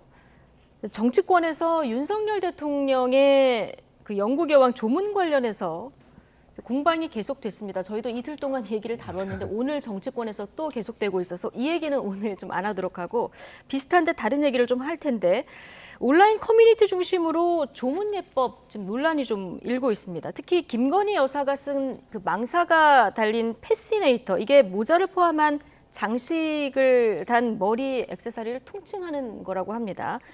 이걸 두고 이제 장례식 예법에 어긋난다, 안 난다, 뭐 이런 각종 설들이 다니고 있는데 김근식 실장께 먼저 여쭤볼까요? 이거 캐나다 총리 배우자도 쓰고 프랑스 영부인도 썼더라고요. 예, 저도 그걸 봤습니다. 그러니까 마치 이 망사 모자를 쓰고 간 것이 마치 상주 흉내를 내는 네. 게 결례가 아니냐.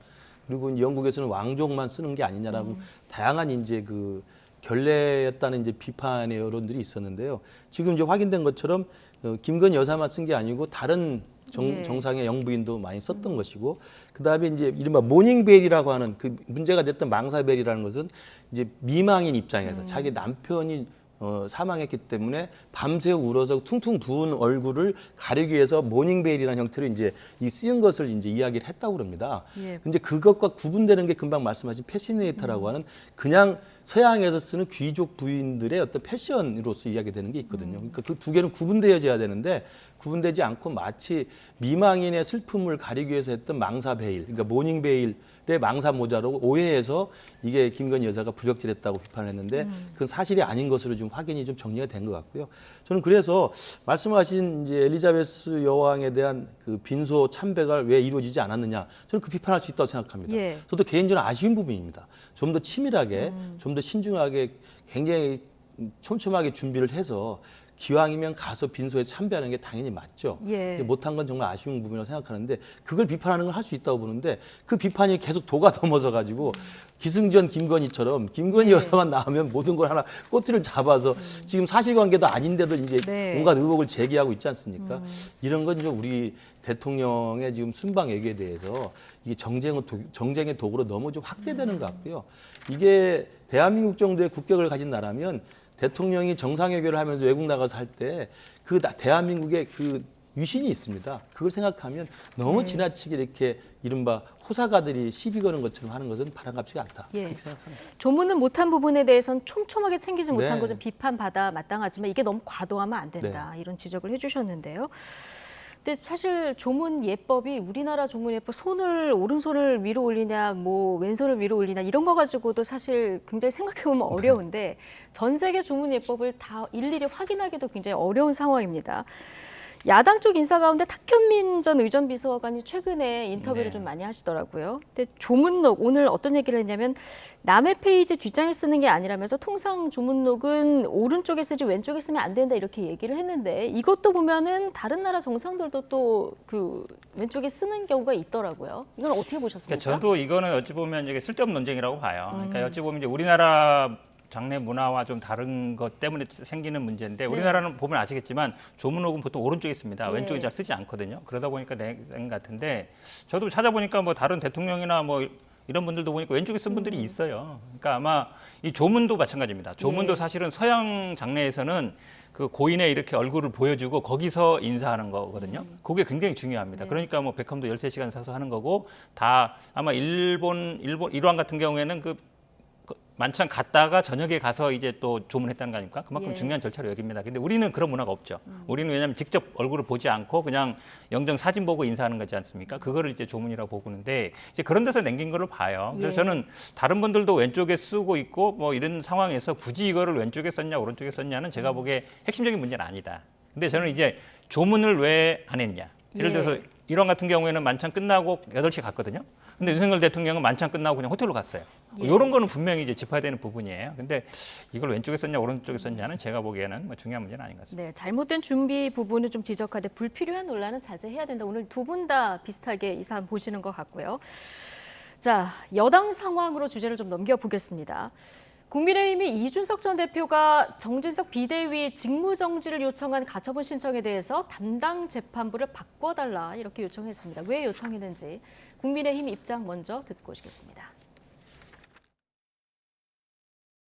절차적 민주주의에 전혀 하자가 없는 경우에는 정당의 의사결정은 존중을 했습니다.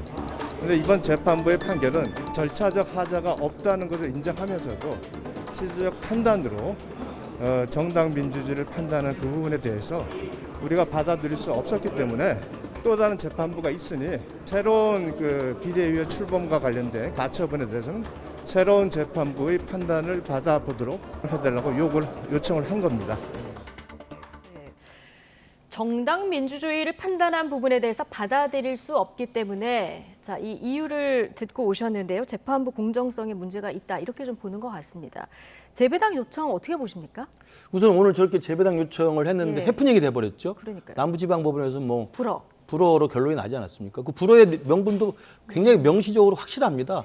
예비재판부로 하나 있는 건 그렇게 바꿔달라고 해서 바꾸는 게 아니고 2촌 이내의 인척관계거나 대법원 가족이거나 무슨 그 대법원에 있었던 그 전에 로펌에 있었던 변호사거나 굉장히 중요한 이해관계 당사자일 경우에 대비해서 해놓는 예비재판부라는 거예요. 그러니까 사실상 저 유상범 의원이 법률지원단자로 저렇게 뭐 구구절절하게 이야기를 하고 있습니다만 저 이야기와 상관없이 조금만 그 내용을 들여다보면 그래도 당에서 그래도 확인을 해봐야 되는 거 아니겠습니까? 그러면 예비재판부는 도대체 성격이 무엇인지, 왜 두고 있는 것인지, 그리고 지난 판결문은 어떤 것인지. 법률가들 아닙니까? 그러게 말입니다. 저도 그래서 이해가 도무지 되질 않습니다. 국민의힘이 지금의 집권 여당이고 공당인데 공당에서 저러한 결정들을 내려서 이 재판부를 옮겨달라고 변경 요청을 했다고 한다면 그런 변경 요청 아이디어를 누군가가 낼 수 있겠죠. 그러나 그 아이디어를 내면 이 아이디어가 과연 이게 가능할까? 이게 정당할까? 국민들이 볼 때는 어떨까? 실현될 수 있을까? 또 창피만 떠는 거 아니야? 확인을 하고 해야 되는 거 아닙니까? 저 참 제가 같은 국민의힘 소속입니다만 좀 창피합니다. 전주희 의원이 재판장에 서울대 동기 동창이다 이런 그 사유도 오늘 얘기가 나오니까 이준석 전 대표가 그러면 내가 신청을 해야지 이렇게 맞받아치기도 했는데요. 어쨌든 남부지법은 지금 말씀하신 대로 불허를 했고요. 뭐 이게 재촉 사유도 마음대로 재판부가 하는 건 아닌가 봐요. 그럼요. 법에 다 규정돼 있습니다. 민사소송법 보면 뭐 재판 당사자가 됐거나 판사가 뭐 증인이 됐거나 아니면 예전에 뭐 소송 대리를 했거나 아니면 이해관계가 있거나 이런 경우 이제 당연히 재촉하게 돼 있고 재촉이 안 할 경우에는 이제 사건 당사자가 이제 깊이 신청을 하게 돼 있습니다. 지금 얘기 나온 거는 뭐냐면 형사 사건인 경우에는 규정이 있습니다. 대법원 규정에 의해 가지고 고등학교 동창, 대학 동창, 연수원 동기, 과거에 같이 근무했거나 이런 경우에는 만약에 재배당을 할 수 있다는 그런 규정이 있거든요. 근데 이거는 민사재판입니다. 예. 민사재판이고 재밌는 건 이거죠. 지난번에 이제 전주혜 의원이 갔을 때 이거 다 알려졌었거든요. 네. 판사랑 대학 동기 다르더라. 그래서 이제 왜 갔느냐 사람들이 많이 궁금했는데 예. 그래도 가서 좀 얘기를 들어주지 않겠느냐. 예. 근데 전주혜 의원이 당시에 무슨 자격으로 갔냐면 2차 가처분 비대위원 예. 그 당사자 자격으로 갔어요. 근데 그 현장에서는 그걸 취하했습니다. 근데 전주혜 의원이 밖에 나와서는 3차 가처분 당헌 무효에 대한 거 뭐 당사자 적격 여러 번 얘기했는데 안에서는 뭘 얘기했냐면 우리는 판결을 무시하는 게 아니다. 우리는 판결을 지키려고 막 했는데 어쩔 수 없는 상황이었다 이랬거든요. 한마디로 얘기하면 판사한테 약간 읍소 작전으로 간 거예요. 당사 적격 없는 사람이 간 겁니다. 예.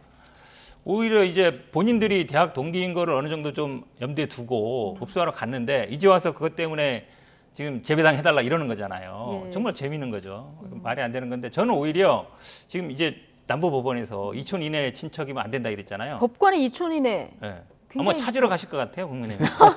왜 그러냐면 아니 네. 지금 국민의힘에서 하는 거 보면 예. 당헌 당규 바꾸고 네. 그다음에 뭐 추가 징계하고 뭐 그러니까 상상하는 거 이상으로 하세요, 항상. 지금도 마찬가지고. 저는 오히려 걱정됩니다. 왜냐하면 고등학교 동기, 대학 동기, 그러니까 대학 동기 안 됐다 그러니까 혹시 연수원 동기 아니면 고등학교 동기 찾으러 갈라나 이런 네. 생각도 들어요. 그래서 근데 그런 게 하지 법관의 마시고. 2촌을 찾으려면 형제자매이기 때문에 쉽지는 않을 것 같고요. 그렇죠. 예. 그렇긴 한데 어쨌든 그러니까 판사 마음에 안 든다고 지금 판사 바꿔달라는 얘기잖아 한마디로 얘기하면. 근데 질 것 같으니까 그런 거예요. 예. 지난번에 당사자 자격 없애려는 것도 그렇고. 근데 어쨌든 다 법률가들이 그러면 정당당하게 재판을 받고 판결에서 만약에 지면 그 절차내에서 승복할 생각을 해야 되는데 지금 그게 안 될 것 같으니까 네. 자꾸 딴 방법 생각하는데 그냥 정도 가시라 이렇게 말씀드리고 싶습니다. 이준석 대표가 이준석 잡기할 시간에 물가와 환율을 잡았으면 지금보다는 나아졌을 것이다. 자, 이렇게 얘기도 했는데요. 어쨌든 이 전 대표는 오늘 이렇게 그 재배당 요청을 한 거는 지연 전술이다 이렇게 얘기를 했거든요. 그 처음에 그 재배당 요청을 할 때 그런 의도가 있었을까요? 아무래도 이제 지난번 주호영 비대위가 가처분 인용됐기 때문에 국민의힘이 굉장히 곤혹스러웠잖아요. 네. 그러면 사실은 그때라도 승복을 하고 재판부의 판결에 따라서 다시 정상적으로 돌아가서 직무대행 체제로 갔으면 지금 이렇게 또 곤혹스러운 처지가 없었겠죠. 그러나 또 그때도 또 우겨서 비비대위로 지금 간 거 아닙니까? 그러니까 비비대위로 가서 또 해보니 또 이준석이 또 가만히 있을 사람이 아니잖아요. 바로 가처분 신청한 거고. 그래서 지금 28일로 예정돼 있는 가처분 심리와 가처분 결과가 나오면 예. 지금 시간은 째깍째깍 돌아오는데 지금 그 같은 재판부에서 내놓는 결과를 보면 불안할 수가 있지 않습니까? 예. 그러다 보니까 이러저러한 국리를 한 끝에 그 재판부를 옮겨보자라고 이야기한 건데 아까 제가 말씀드린 것처럼 옮길 만한 사유도 안 되고 옮길 수 있는 재판부가 있는 것도 아니고 조금만 더 자료를 뒤져보거나 문의해보거나 확인해보면 해서는 안 될 재판부 변경 신청인데 그걸 하고 있었단 말이죠. 예. 이제 그런 상황이 보면 제가 볼 때 지금 국민의힘의 일부 지도부나 이제 이른바 강경파 입장에서는 어떻게든 이걸 좀 잘 우회해보자라는 생각이 네. 있는 것 같고 첫 번째로는 주호영 비대위에 대한 가처분 신청 인용에 대해서 주호영 비대위원장이 이의 신청했는데 이의 신청을 바로 기각을 했지 않습니까? 기각하면서 기각 결정문을 보면 또다시 과거의 입장이 옳다는 걸 다시 한번 재확인해줬고 네. 그다음에 특히 어제 이제 경찰청에 좀 많이 희망을 거뒀는데 경찰청에서도 이준석 대표에 대한 수사 결과가 불송치로 나왔단 말이죠. 이제 그런 두 가지의 그 사실을 좀 보면서 국민의힘 일부 지도부하고 강경파 입장에서는 또 새로운 꼼수를 생각했던 것 같습니다. 그러나 예. 아까 조 변호사도 이야기했습니다만 꼼수로 해서 지금 이 상황을 모면할 수는 없는 거라고 봐요. 그래서 국민의힘이 하루라도 빨리 정상화시켜서 있는 그대로 국민 눈높이에 맞게 정상적으로 모든 걸 상식 수준에서 일을 처리해야 된다고 생각합니다. 예. 그 지금 말씀하셨으니까요. 경찰이 어제 성상납 의혹 그리고 알선수재 혐의에 대해서 불송치 결정을 네. 내리지 않았습니까? 이 전 대표 측은 이제 나머지 혐의에 대해서 경찰이 더 판단할 부분이 남아있기 때문인지 좀 입장을 자제하는 편인 것 같고요. 국민의힘은 뭐 예상했던 결과다 이렇게 반응을 하고 있는데 당 내부의 분위기 좀 들으시면 어떻습니까? 일단은 경찰 쪽에서 어떤 결과가 나오기를 바랬던 거. 그래서 이제 그걸 전제하고 사실은 지난 주말에 또 기습적으로 윤리위를 열지 않았습니까? 근데 윤리위를 열어서 징계 개시를 이야기를 해놓은 상태인데 경찰 수사에서 성상납과 관련된 알선 수재는 사실 이제 불송치로 결론을 내버렸기 때문에 아마 당내에서 좀 곤혹스러운 거라고 좀 생각을 합니다. 예. 그러나 이제 나머지 두 부분이 남아 있죠. 이른바 무고 혐의하고 그리고 또 하나가 이제 증거인멸 교사 혐의가 남아있기 때문에 이 두 개는 공소시효가 지금 뭐 딱히 정해져 있는 게 아니기 때문에 경찰에서 더 수사를 하고 있다고 보는데 저는 이 부분에 대해서도 성상납 의혹과 관련된 부분에 대해서 경찰이 오늘 불송치 결정문을 좀 내놨을 때 어저께 그 내용을 보면 공소가 지났다는 거 하나하고 증거를 찾을 수 없고 혐의가 없다라고 정리를 한 건데 그 과정에서 성상납 여부, 그러니까 성접대 여부가 있었는지 없었는지를 전혀 밝히지 않고 있어요.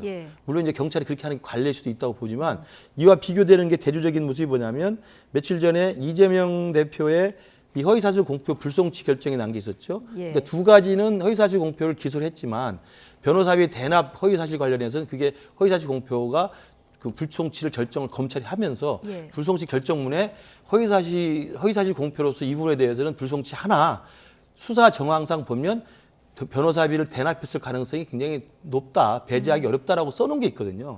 그래서 수사가 지속되게 해놨습니다.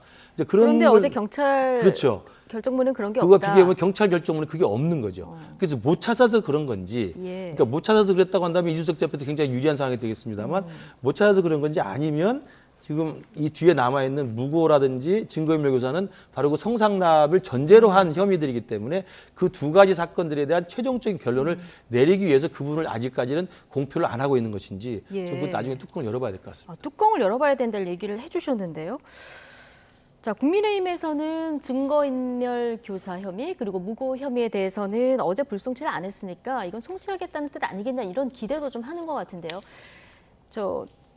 현근택 대변인은 변호사기도 하시니까 아직 결론 안 난 두 혐의를 입증하려면은 앞에 있는 성접대 의혹하고 이게 전혀 무관한 혐의는 또 아니지 않습니까? 관련돼 있죠. 관련돼 있는데 지금 이제 좋은 지적하셨는데요. 그러니까 검찰이 아마 지난번에 이재명 대표에 대해서 불송치하면서 대납 가능성 있다라고 한 거는 정치질을 한 거죠. 한마디로 보면. 왜냐하면 원래 불송치할 때는 간략하게 쓰면 됩니다. 그 내용 쓸 필요가 없어요. 지금 경찰이 오히려 정상적입니다. 그러니까 공소시효 지났고 혐의 없다. 끝. 근데 여기다가 성상납 가능성이 있다. 만약 이렇게 썼다고 생각해 보세요. 그러면 그거말로 이제 어찌 보면 정치에 관여하는 게 되는 거거든요. 그러니까 검찰이 딱 이번에 아마 정확히 보신 것처럼 경찰과 대비되게 정치에 관여하려는 의도가 보인 거고 사실 지금 말씀하신 것처럼 증거인멸 교사는 뭐 눈에 얘기하는데 법적으로 성립이 안 돼요. 기본적으로. 법적으로 성립이 안 되기 때문에 문제 없는데 사실은 근데 이제 지난번에 6개월 정직할 때는 증거인멸 교사를 품위 위반으로 한 거거든요. 그러니까 문제가 됩니다. 이거 만약 불송치 됐을 때는 징계 6개월에 대한 정당성 문제가 분명히 나올 거예요. 근데 이제 명예훼손 같은 경우에는 지금 이제 강용석 변호사를 명예훼손에 대해서 무고했다는 거잖아요. 무고했다는 부분인데 강용석 변호사가 고발한 게 아니라 다른 사람이 했단 말이에요.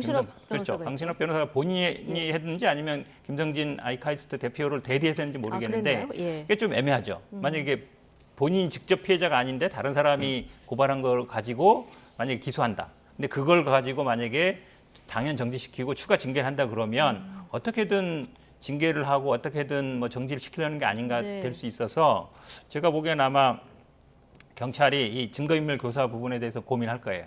왜냐하면 대법원 판례에 하면 안 되거든요. 안 되는데 사실은 이제 남겨놓은 거죠. 그리고 이 무고 부분도 이게 좀 사실은 어찌 보면 말씀하신 것처럼 무고라는 건 허위 사실 여부가 돼야 되니까 성탄합을 했는지 안 했는지 판단을 해야 되거든요. 이 부분이 제가 보기에는 아킬레스 건이 될 수 있어서 이거게 만약에 성탄합 사실 여부가 이 무고 부분에서 나온다 그러면 요거는 이제 국민의힘 입장에서는 거봐라 그런 행위가 있었으니까 우리 징계 정당하다 이렇게 이끌어갈 가능성이 있다고 봅니다. 오히려 무고를 조금 지켜봐야 되는 이런 상황이 됐군요. 저는 이제 무고 관련해서는 뭐 변호사로 계시니까 더 잘 아시겠지만 저도 이제 정치 활동 하다 보면 명예훼손으로 제가 고발당한 경우가 종종 있어요. 그 명예훼손으로 고발을 당하죠. 그럼 그냥 경찰서 가서 조사를 받습니다. 그럼 무혐의로 끝나요. 지금까지는 그래 왔습니다. 최근에도 누가 하나 고발하겠다고 연락이 왔던데 그러면 무혐의로 끝나면 저를 명예훼손으로 고발한 그 사람을 제가 무고로 하지 않습니다. 무고라는 것은 형량이 굉장히 높은 것으로 제가 알고 있습니다. 그러니까 특정인을 상대로 악의적이고 반복적으로 잊지도 않은 사실에 대해서 계속적인 고소를 계속할 경우에 이제 이건 죄질이 안 좋은 걸로 해서 무고죄는 보통 형량보다 범죄보다 형량이 높은 건데 대부분 정치적 행위를 주고받는 과정에서 자신의 명예를 훼손했다고 상대방을 고발하는 것에 대해서 무고를 거는 경우는 제가 볼 때 들어본 적이 없습니다. 제가 볼 때는 이 이준석 대표에 대해서 가세현 측에서 성상납 의혹을 제기했고 이걸 이준석 대표가 명예훼손이라고 맞고발을 한 것에 대해서 제3자, 그것도 강신업이라는 메신저의 신뢰성을 상당히 의심할 수밖에 없는 사람 아닙니까? 예. 이 사람에 의해서 무고로 고소한다는 것이 제가 볼 때 정상적이지는 않다. 제가 개인적으로 제가 명예훼손을 고발당해본 경험으로 본다면 제가 명예훼손 고발받고 무혐의 처리된 다음에 무고로 제가 고발할 생각이 한 번도 한 적이 없어요, 제가. 그렇지 않습니까? 교수님 같은 게 정상적인 경우에 저도 마찬가지거든요. 저도 국민에서 여러 건 고발해서 불송치 받아도 무고 고발 안 하거든요. 네. 그러니까 무고가 되려면 뭐 없는 말을 막 지어내서 하거나 없는 증거를 막 갖다 내거나 막 한 10번씩 막 고소하거나 뭐 이런 경우에는 누가 봐도 좀 심하다 이런 경우인데 통상적으로 이런 경우는 많지 않죠. 더구나 다른 사람이 하는 게 있겠습니까? 이거 사실은 약간 좀 의심받을 수밖에 없죠. 이걸 근거로 또 뭐 징계하겠다, 또 뭐 정지하겠다. 그거는 우리 더 무리가 가는 거라서 제가 보기에 아마 무고 판단 자체도 경찰에서 이걸 송치로 하기가 쉽지 않은 상황이에요. 당사자가 아니기 때문에.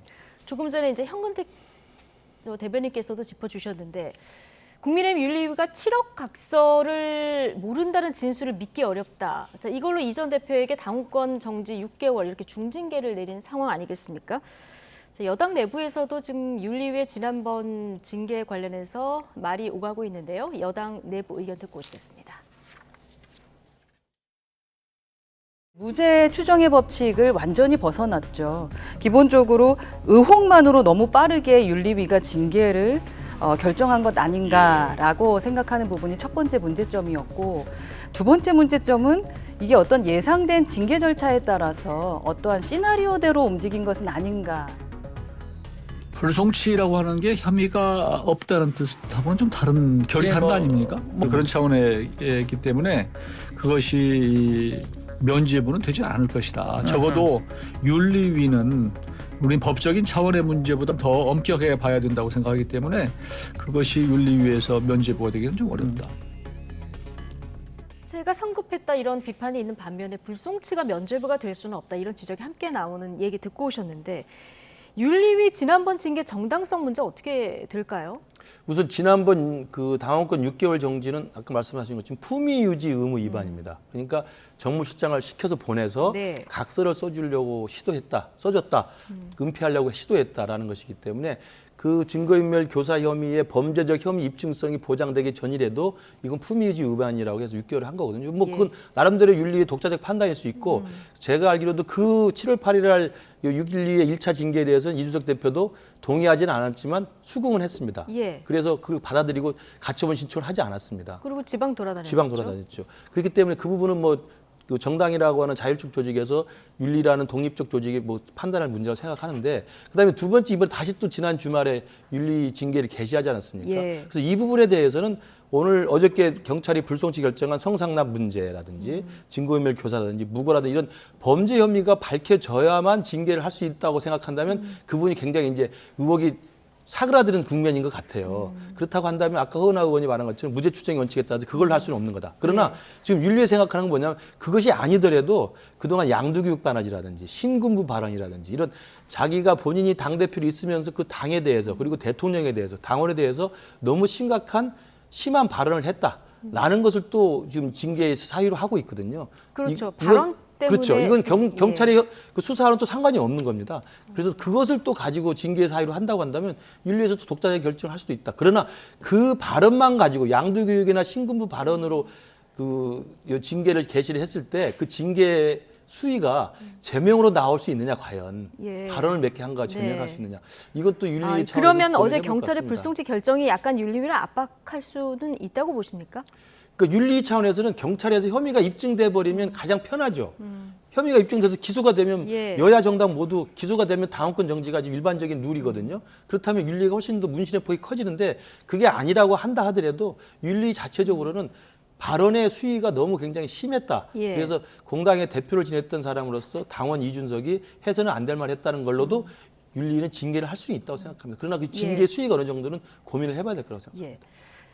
자, 지난번 윤리위 징계요. 이준석 전 대표 지금 건건히 가처분 신청을 계속 하고 있는 상황인데 그 윤리위 징계 어제 이제 그 성상납 혐의에 대해서 무혐의 결정이 났기 때문에 이 윤리위 징계가 잘못됐다. 이거를 무효로 해달라는 어떤 가처분 신청을 또 제기할 가능성 이걸 얘기하시는 분들도 있는데 일단 언론 보도 거를 보면 이전 대표 측에서 이거를 좀 고려하고 있다 이런 보도도 나오더라고요. 네, 그러니까 아마 지금 2차 만약에 지금 안 나왔습니다. 재명을 한다 그러면 당연히 이제 할 것 같고요. 근데 아마 1차 가처분 6개월을 당원권 정지에 대해서는 그동안 안 하려고 그랬거든요. 네. 근데 지금 말씀하신 것처럼 사실은 품위 유지 의무 위반으로 형식적으로는 했지만 그 내면에는 성상납이라는 게 있었던 거거든요. 예. 그거를 이제 무마하려고 결국 각서받은 거 아니냐, 그거에 대해서 거짓말한 거 아니냐 했거든요.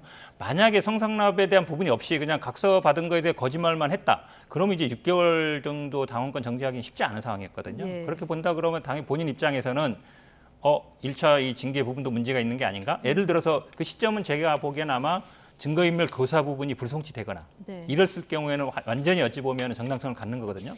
그걸 이유로 해서 당원권 정지 6개월을 했기 때문에 그 결정이 나면 본인은 아마 1차 이 6개월 정지에 대해서도 할 가능성이 있다고 보고 네. 만약에 그게 받아들여지면 와, 당대표로 복귀하는 거거든요.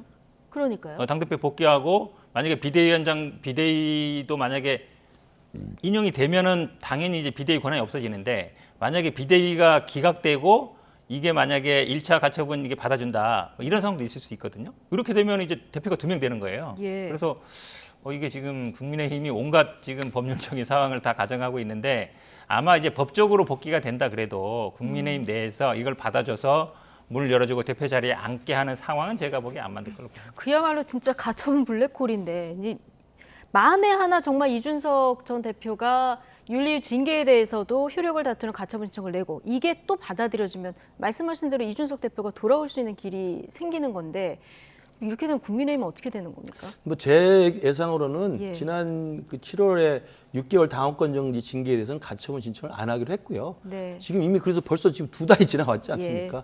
그렇기 때문에 첫 번째 징계에 대한 효력 정지 가처분은 안 할 거로 보이고 그러나 이제 이준석 대표가 스스로 공언했듯이 윤리 추가 징계를 통해서 제명 등의 징계가 나온다면 반드시 또 그 효력 정지 가처분 신청하겠죠. 그건 뭐 예상된 수순이라고 보고요.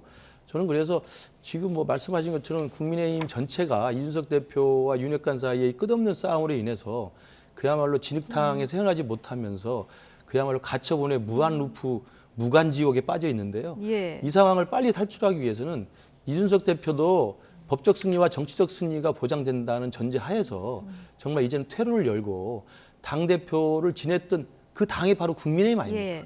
바로 직전까지 당대표를 했던 사람이 그 자기 당에 대해서 저렇게 모멸차게 침을 뱉고 이야기하는 것도 사실은 이제는 보기가 굉장히 힘듭니다. 그 상황을 좀 정리했으면 좋겠고. 그래서 그럴까요? 예, 지금 이제 당에서도 좀 예. 이제는 오늘 그 재판부 변경 신청하는 것처럼 그런 말도 안 되는 꼼수 생각하지 말고 예. 좀 정도로 갔으면 좋겠다는 말씀드립니다. 예, 지금 조언을 좀 해주셨는데 어쨌든 법원 또 경찰 여기서도 이준석 전 대표가 판정승을 한 거 아니겠습니까? 그런데 갤럽 주요 인물에 대한 선호도 조사가 있던데 여기서 보면은 이준석 전 대표가 국민의힘 지지층을 대상으로 한 것뿐만 아니라 그냥 전체 국민을 대상으로 한 데 대해서 비호감도가 상당히 높아요. 제가 이제 아까 말씀드린 내용이 예. 저건데요. 정치라는 것은 싸울 땐 싸우고 전쟁터에서 전투하듯이 목숨을 걸고 싸울 수 있습니다. 그래서 이준석 대표가 대한민국에서 가장 싸움을 잘하는 싸움의 기술이 뛰어난 사람이라는 거 다 알고 있지 않습니까? 그러나 정치 지도자는 싸움만 해서 되는 게 아니죠. 예. 싸움을 할 때는 싸움을 하지만 싸움이 필요 없거나 또 싸움을 더 이상 해서는 안 된다고 생각할 때는 희생도 필요하고 양보도 필요하고 타협이 필요합니다. 그래서 정치라는 게 여야 정치에 우리가 이야기할 때 가장 많이 주문하는 덕목 중에 하나가 양보와 타협, 그다음에 상대방에 대한 존중과 포용 아닙니까? 그리고 희생과 양보입니다.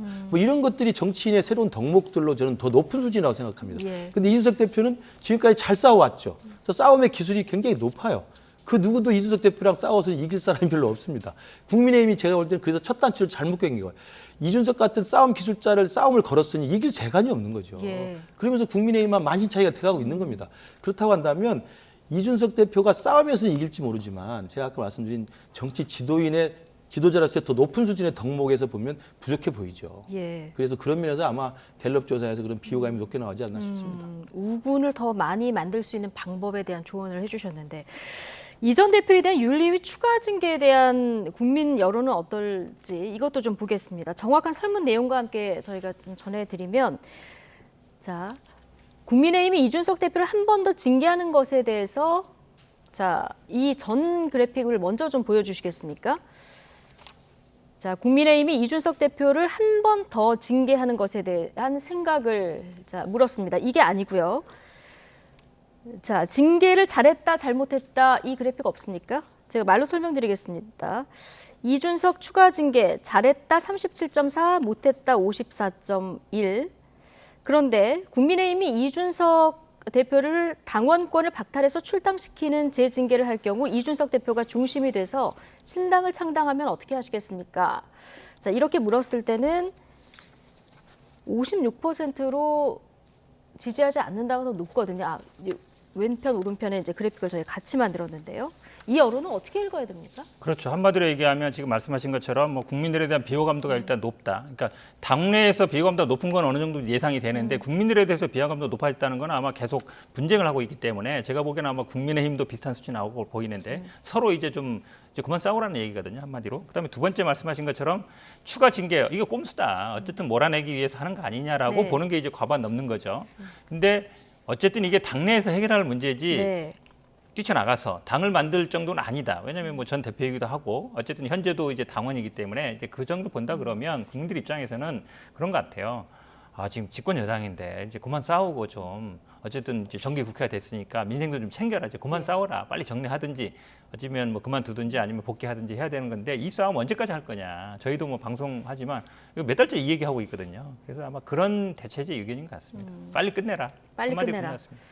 네, 국민 여론까지 읽어봤고요. 마지막 주제 짧게 짚어보겠습니다. 지금 영빈관 신축 예산 공방, 대정부 질문 사흘째인 오늘도 이어졌습니다. 민주당과 기재부 간 설전 주요 발언 듣고 오시겠습니다. 대통령께서 말씀드렸죠. 예. 대통령은 뭐라고 하셨습니까? 아니 이 사업을 말씀 보고 드리지는 않았습니다. 대통령실 예산이라고 해서 전부 하나 보고 드리고 아닙니다. 진행하지는 않습니다. 저는 만약에 대통령께 이 사실을 보고하지 않았다면 저는 국기문란이라고 생각합니다. 아닙니다. 그거는 제가 보고를 말씀을 안 드렸다는 말씀이지 대통령 비서실에서는 기재부하고의 협의된 결과 등등은 안에 내부 여러 업무 처리 절차를 거쳐서 아마 적정하게 진행됐으리라고 그렇게 생각합니다. 네. 내년도 예산안에 영빈관 신축 예산이 반영된 경위를 묻는 과정에서 이제 대통령에게 보고하지 않았다. 추경호 경제부총리 답변이 조금 논란이 됐는데요. 이 개별 사업에 대해서 전부 보고하지는 않는다 이렇게 얘기를 하고 있는데 통상적으로 어떻습니까? 뭐 저도 자세한 건 뭐 또 확실하게 말씀드릴 수 없습니다만 예산 편성을 할 때 예산 관련된 항목들을 뭐 대통령한테 뭐 일일이 모든 걸 시시콜콜하게 보고하지는 않겠죠. 네. 근데 이거 영빈관이잖아요. 그러니까 일일이 모든 항목에 대해서 특히 대통령실의 예산에 대해서 이렇게 예산을 추경 여기 기재부하고 상의해서 올렸습니다라고 보고를 하지 않을 거라는 말씀을 드리고 일반론으로 그건 맞다고 보고 그러나 대통령실의 시스템을 좀 점검해야 된다고 제가 느끼는 게 그렇다 하더라도 그러니까 기재부하고 협의한 대통령실의 예산 전체에 대해서 일일이 다 보고하지는 않는다 하더라도 대통령실에 체크할 수 있는 단계가 있고 기능이 있을 거 아닙니까?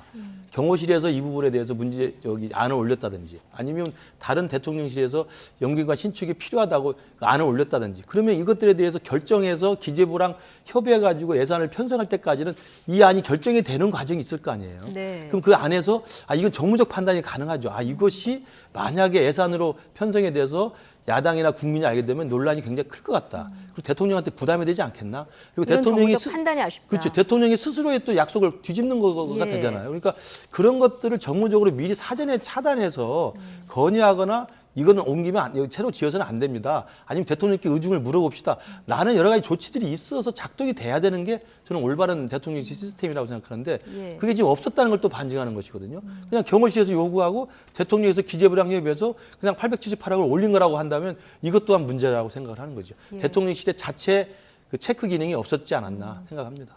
일일이 예산 하나하나 보고하는 것보다 좀 대통령실의 정무적 판단이 없었다는 부분이 좀 문제다 지적을 해주셨는데요. 한마디로 얘기하면 이제 대통령은 아무것도 모르고 밑에 이제 참모들이 다 했다는 얘기잖아요. 근데 영빈관 누가 쓰죠?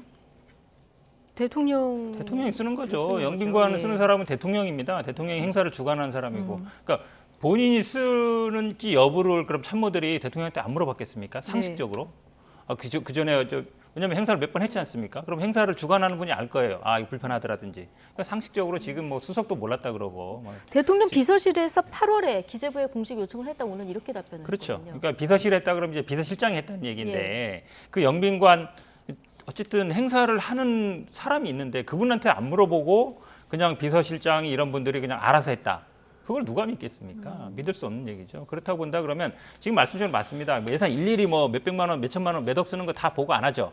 예. 하지만 직접 그 행사를 주최하고 관리하고 쓰는 사람한테 그걸 보고 안 한다? 대통령실에서 그게 상식이겠습니까? 오히려 보고 안 했으면 더 이상한 거죠, 그게. 예. 그럼 그 밑에 있는 비서라든지 수석들이 무단적으로 한 거거든요. 대통령한테 안 물어보고 그냥 영빈관을 짓겠다고 한 거잖아요. 그거 자체가 제가 보기엔 말이 안 되는 거예요. 예. 대통령실 이전 관련 예산도 조금씩 지금 파악되는 부분이 나오는 것 같아서 이 또한 앞으로도 조금 논란이 계속 될 것 같은 이런 느낌이 듭니다. 자, 나이트 포커스 오늘은 김근식 전 국민의힘 선대위 정세분석실장 그리고 현근택 전 더불어민주당 선대위 대변인 두 분과 함께했습니다. 고맙습니다.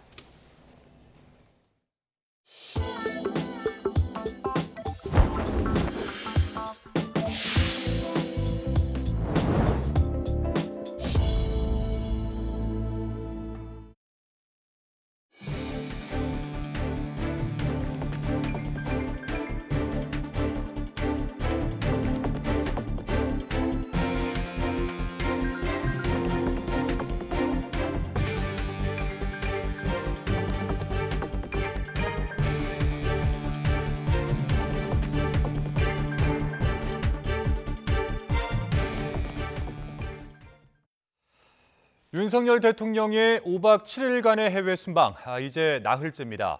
유엔 총회 기조연설까지 마쳤고 이제 관심은 한일, 한미 정상회담 개최에 쏠리고 있는데요. 그런데 이 한일 간 정상회담에 대해서 대통령실 입장은 조금은 차이가 있는 것 같습니다. 한미 간 회동은 어떤 식으로든 열릴 것이다 이렇게 밝혔고 한일 회담은 여전히 노코멘트다. 진전된 상황이 있으면 앞으로 공지하겠다 이렇게 밝혔습니다.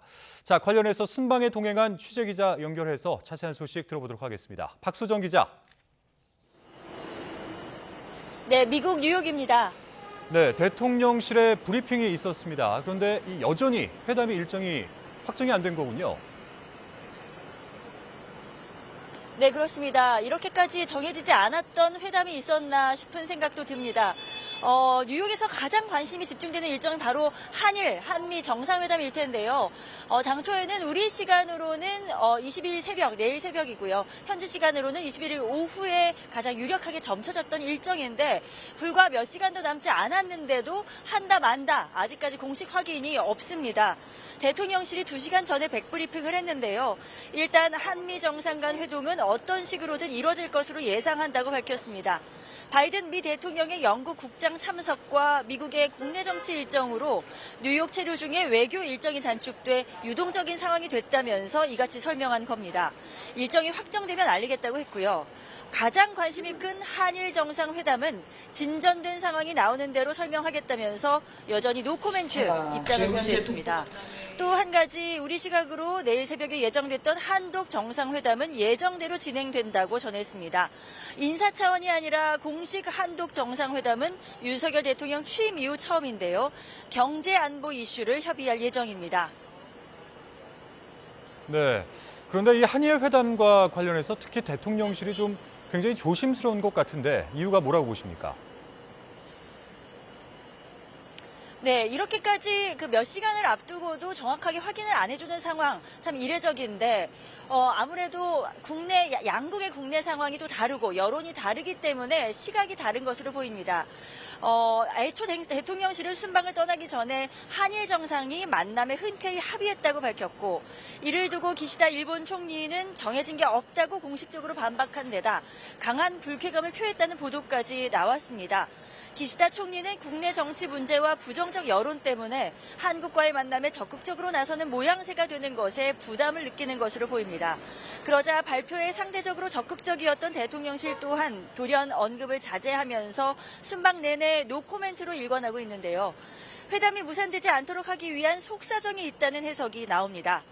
이제서야 일본 측에서 한일 정상회담 성사 가능성이 크다는 이야기가 전해지고 있는데요.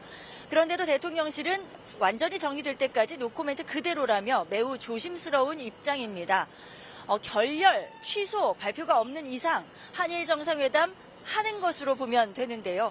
현재 한일 정상회담은 우리 시각으로 22일 내일 새벽 1~2시쯤 열릴 가능성에 무게가 실립니다. 네, 그리고 이번 해외 순방에는 한일 정상회담 외에도 또 다양한 일정들이 있는 걸로 알고 있는데 소개해 주시죠. 네. 우선 바이든 미 대통령 부부가 주최하는 환영 만찬이 있습니다. 각 나라 정상들 부부가 참석하는데 윤석열 대통령 부부 역시 이 자리에 함께합니다. 그리고도 경제 외교 일정이 빡빡하게 이어지는데요. 무려 5가지가 있습니다. 디지털 비전 포럼, 재미 한인 과학자 간담회, 한미 스타트업 서밋, K브랜드 엑스포, UN 기후행동 특사 초청 만찬까지 이어집니다. 순방 닷새째인 현지 시간 22일은 북미 지역 투자가 라운드 테이블이 열리고요. 이후 캐나다로 이동해서 한 캐나다 정상회담을 진행합니다. 이것까지 마치면 5박 7일의 영국, 미국, 캐나다 순방 일정은 마무리가 됩니다. 한미 정상회담 관련해서 새로운 소식이 나오는 대로 다시 전해드리겠습니다. 지금까지 미국 뉴욕에서 YTN 박소정입니다. 다음 소식입니다. 부동산 관련 업무를 다루는 국회 상임위원회에 이해충돌 소지가 있는 의원이 상당수 배정됐다는 시민단체의 지적이 나왔습니다. 시민단체가 해명을 요구했지만 의혹이 소명된 건 절반도 안 되고 17명은 아예 해명조차 거부했다고 하는데요. 국회의원의 이해충돌 논란을 막기 위한 법도 세부 규칙이 정해지지 않아서 유명무실하다는 지적입니다. 김태원 기자가 보도합니다. 재작년 국회 국토위 간사로 있으면서 가족운영 건설사가 수천억 원의 공사를 수주해 국회의원의 이해충돌 논란에 불을 지폈던 국민의힘 박덕흠 의원. 국토위 사임은 물론 탈당까지 했지만 지금은 복당한 뒤 농해수위 소속인데 여전히 서울 잠실동에 200억 원 상당의 대지와 강원 홍천군에 3만 2천여 제곱미터 농지를 가지고 있습니다. 산자위 소속 국민의힘 한무경 의원은 서울 반포동의 시세 80억 원에 이르는 건물과 지방의 10만 제곱미터가 넘는 농지를 가지고 있습니다. 이들은 모두 부동산 업무와 관련된 국회 상임위원회에 배정됐지만 실제 사용하지 않는 땅이 발견돼 이해충돌 의혹이 제기된 의원들입니다. 시민단체 경실련은 부동산 정책과 관련된 상임위 4곳, 국토위와 기재위, 농해수위와 산자위 소속 의원들에 대해 자체 조사에 나섰습니다. 조사 대상 의원 104명 가운데 46명이 이해충돌 가능성이 있다고 보고 각 의원실에 질의서를 넣어 주택과 농지 등을 실제로 사용하고 있는지 확인했습니다. 열흘에 걸친 조사 결과 박덕흠 의원을 포함한 17명은 답변서를 아예 보내지 않았습니다. 또 한무경 의원 등 11명은 답변서를 보내긴 했지만 의혹을 제대로 해명하지 못했습니다. 민주당 의원들도 예외는 아니었습니다.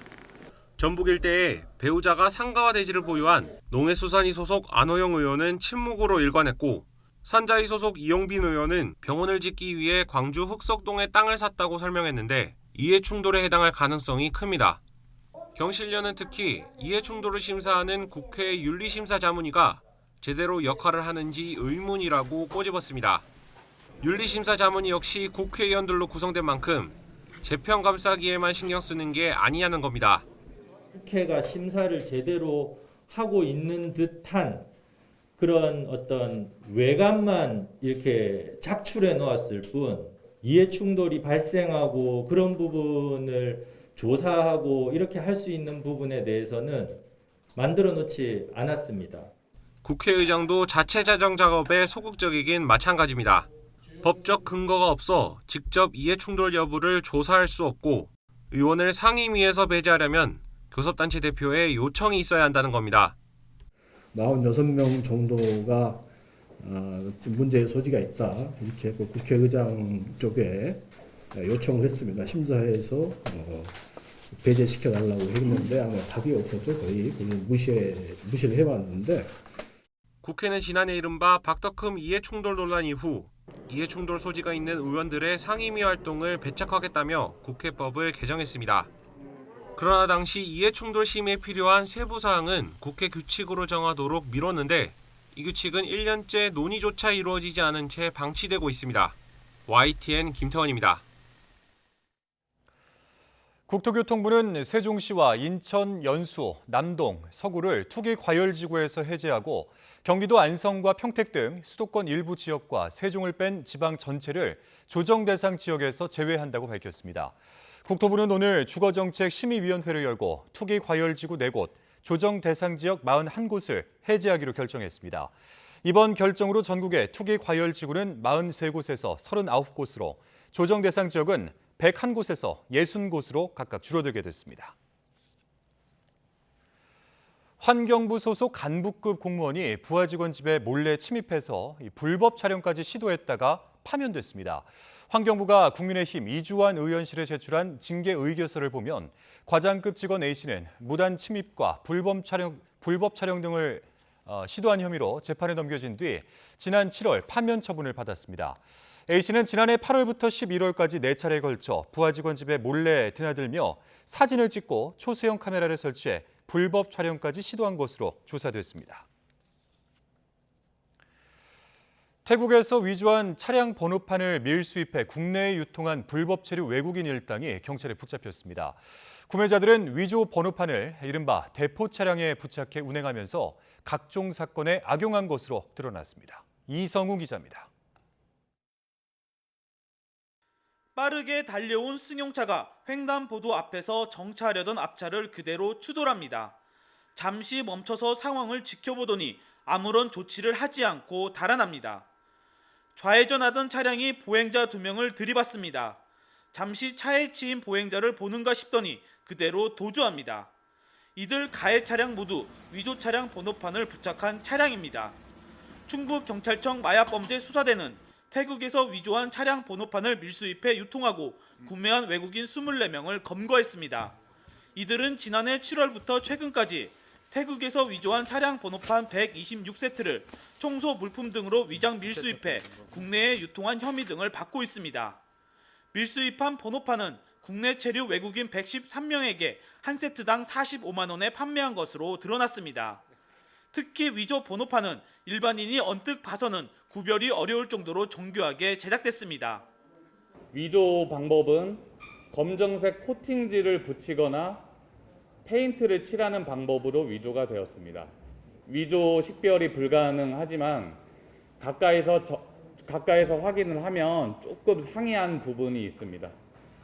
문제는 위조 번호판을 구매한 외국인들이 이른바 대포 차량에 부착해 운행하면서 마약 판매, 뺑소니 사고 등 각종 사건에 연루됐다는 점입니다.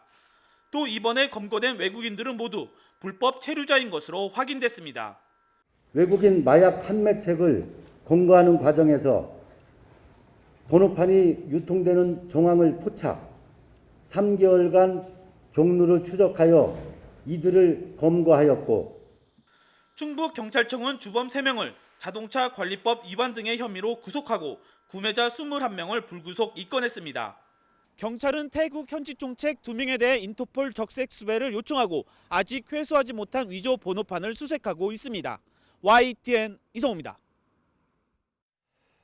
이웃 여성 집에서 나는 소리를 몰래 녹음한 40대 남성에 대해서 경찰이 구속영장을 신청했습니다. 서울 강동경찰서는 오늘 오후 스토킹 처벌법 위반 혐의로 40대 남성 A씨에게 사전 구속영장을 신청했습니다. A씨는 지난 8월부터 이번 달 초까지 자신이 사는 서울 고덕동 아파트에서 옆집 여성의 집에서 나는 소리를 수십 차례 녹음한 혐의를 받고 있습니다. 아베 전 총리 국장이 오는 27일로 다가왔지만 국민적 반발은 오히려 강해지는 분위기입니다. 국장에 반대하는 시민이 분신하는 일까지 벌어졌고 일본 정부 강요도 공감을 얻지 못한 국장 강행에 쓴소리를 내놨습니다. 도쿄에서 이경아 특파원입니다. 이른 아침 일본 도쿄 총리공관 부근. 한 남성의 몸에 불이 붙었다는 신고를 받고 경찰이 출동했습니다. 병원으로 옮겨진 남성은 스스로 몸에 불을 붙였다고 밝힌 것으로 나타났습니다. 현장 주변에는 국장에 단호히 반대한다는 메모가 남아 있었습니다. 아베 전 총리의 국장이 코앞으로 다가왔지만 최근 조사에서 반대 여론은 60%대까지 치솟았습니다. 야당뿐 아니라 집권 자민당 의원까지 장례식 불참을 밝히는 상황입니다. 국민이 공감 못하는 국장 강행에 정부 내에서도 비판이 나왔습니다. まだその意味では説明が足りていないということだと思います。 세계 각국에서 약 700명 규모의 조문 사절이 찾아오면서 일본 경찰은 비상입니다. 장례식장 주변뿐 아니라 숙박시설과 주요 역 등 경비 강화에 전국 경찰이 동원됐습니다. 国内外の要人の安全をしっかりと守ることはもとより利用される皆さんの安全を守るために万全の警備体制を取ってまいりたいと考えております。 국장에 참석하는 각국 정상급 인사는 해리스 미국 부통령과 트리도 캐나다 총리, 모디 인도 총리 등입니다. 기시다 총리는 30개국 이상과 개별 회담을 갖기로 하는 등 조문 외교 성과에 주력하고 있습니다. 하지만 국장 당일까지 대규모 반대 집회가 예정돼 있어 일본 정부와 국민 사이의 골은 좁혀지기 어려울 것으로 보입니다. 도쿄에서 YTN 이경아입니다. 진실화해위원회가 최후의 실미도 공작원 4명이 안매장된 것으로 추정되는 지역을 발표했습니다. 위원회는 실미도 공작원 안매장 사건을 국가가 저지른 중대한 인권침해 범죄로 보고 유해가 가족에게 인도될 때까지 발굴에 나서라고 국방부에 권고했습니다. 황보혜경 기자입니다. 지난 1968년 4월 당시 중앙정보부와 공군은 북한 침투를 목표로 일명 실미도 부대를 창설했습니다. 31명의 청년들은 인천 무인도인 실미도에서 혹독한 훈련을 받으며 제대로 된 식사도 하지 못하는 등 가혹행위에 시달렸습니다. 결국 이를 견디지 못한 24명이 부대를 탈출해 서울로 진입을 시도했고 군과 경찰의 총격과 자폭으로 이 가운데 20명이 숨졌습니다. 생존 공작원인 김창구, 임성빈 씨 등 4명은 군법회의에 넘겨져 사형을 선고받았고 이듬해인 1972년 3월 사형당해 어딘가에 묻혔습니다. 그로부터 수십 년이 흐른 뒤에야 유족들은 소식이 끊긴 가족의 생사를 알게 됐지만 남은 건 너무나도 억울하단 유언이 담긴 종이 한 장뿐이었습니다. 사형까지 당했잖아요. 재판도 몰래 했고 그리고 안매장까지 했는데도 저희한테는 아무런 연락이 없었어요. 지금 현재도 시신도 못 찾고 있습니다. 지난 2005년 실미도에 대한 국민적 관심이 커지자 국방부가 최후의 4명을 찾는 작업을 진행했지만 결과는 실패로 끝났습니다. 이후 16년 만인 지난해 5월 진실화해위원회가 조사에 나섰고 1년여 끝에 유력한 안매장 추정 지역을 발표했습니다. 앞서 공작원 20명 유해가 발굴됐던 벽제리 공동묘지가 유력하단 겁니다. 지난 1963년에 개설한 경기 고양시 벽제리 묘지입니다. 진실화해위원회는 이곳 5구역 봉분 부근에 사형된 공작원 4명이 묻혔을 거로 추정하고 있습니다. 원래 서울 오류동과 인천가족공원 등을 포함한 세 곳으로 추정을 했는데요. 시신을 운반했던 공군 관계자의 결정적인 진술을 이번에 새롭게 확보해서 벽제리 묘지가 유력하다고 판단했습니다. 유족들은 남은 유해도 하루빨리 가족 품으로 돌아와 명예가 회복되길 바라는 마음입니다. 바라는 건 딴 거 없어요. 유해 인도와 명예회복, 사형수 가족으로서 꼬리표 붙이고 언제까지 죄인처럼 살아야 될지. 진실화해위원회는 이번 사건은 국가의 부당한 공권력 행사로 발생한 인권침해 사건이라며 국가가 유족에게 사과하고 유해가 발굴될 때까지 국방부가 조사에 나서라고 권고했습니다. YTN 황보혜경입니다. YTN의 탐사보도 프로그램 탐사보고서 기록이 이달의 좋은 프로그램에 선정됐습니다.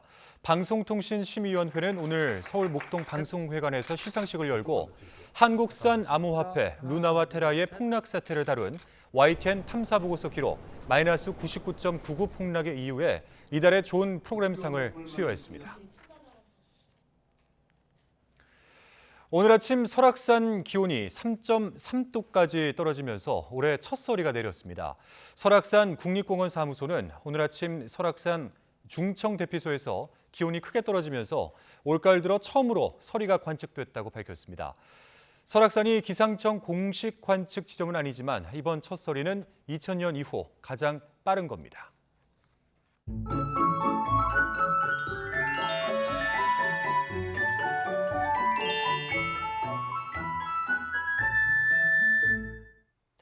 깊어가는 가을처럼 공기도 조금씩 차가워지고 있습니다. 출근길에는 날이 제법 쌀쌀해졌는데 내일도 서울 아침 기온이 14도, 대전 13도, 광주 15도, 대구 13도까지 떨어지는 등 오늘과 비슷하거나 조금 높아 역시 쌀쌀하겠습니다. 낮 동안에는 기온이 크게 오르며 선선해집니다. 서울 낮 기온이 25도, 대전 25도, 광주 26도, 부산 26도까지 오르는 등 오늘과 비슷하겠고 기온이 오르는 만큼 일교차가 10도 안팎으로 크게 벌어지겠습니다. 큰 일교차에 건강 잃지 않도록 건강 관리 철저히 해주시기 바랍니다. 또 내일도 맑은 하늘이 함께하겠고 가을볕이 강하게 내리쬐면서 대부분 지역에 자외선 지수가 높게 나타나겠습니다. 자외선 차단에도 신경 써주시기 바랍니다. 절기 추분인 모레 아침부터 낮 사이 중서부 지방에 돌풍과 벼락을 동반한 비가 조금 내리겠고 이후 주말 내내 대체로 맑고 선선한 가을 날씨가 이어질 전망입니다. 날씨 정보였습니다. 수요일 뉴스나이트 마치겠습니다. 함께해 주신 여러분 고맙습니다.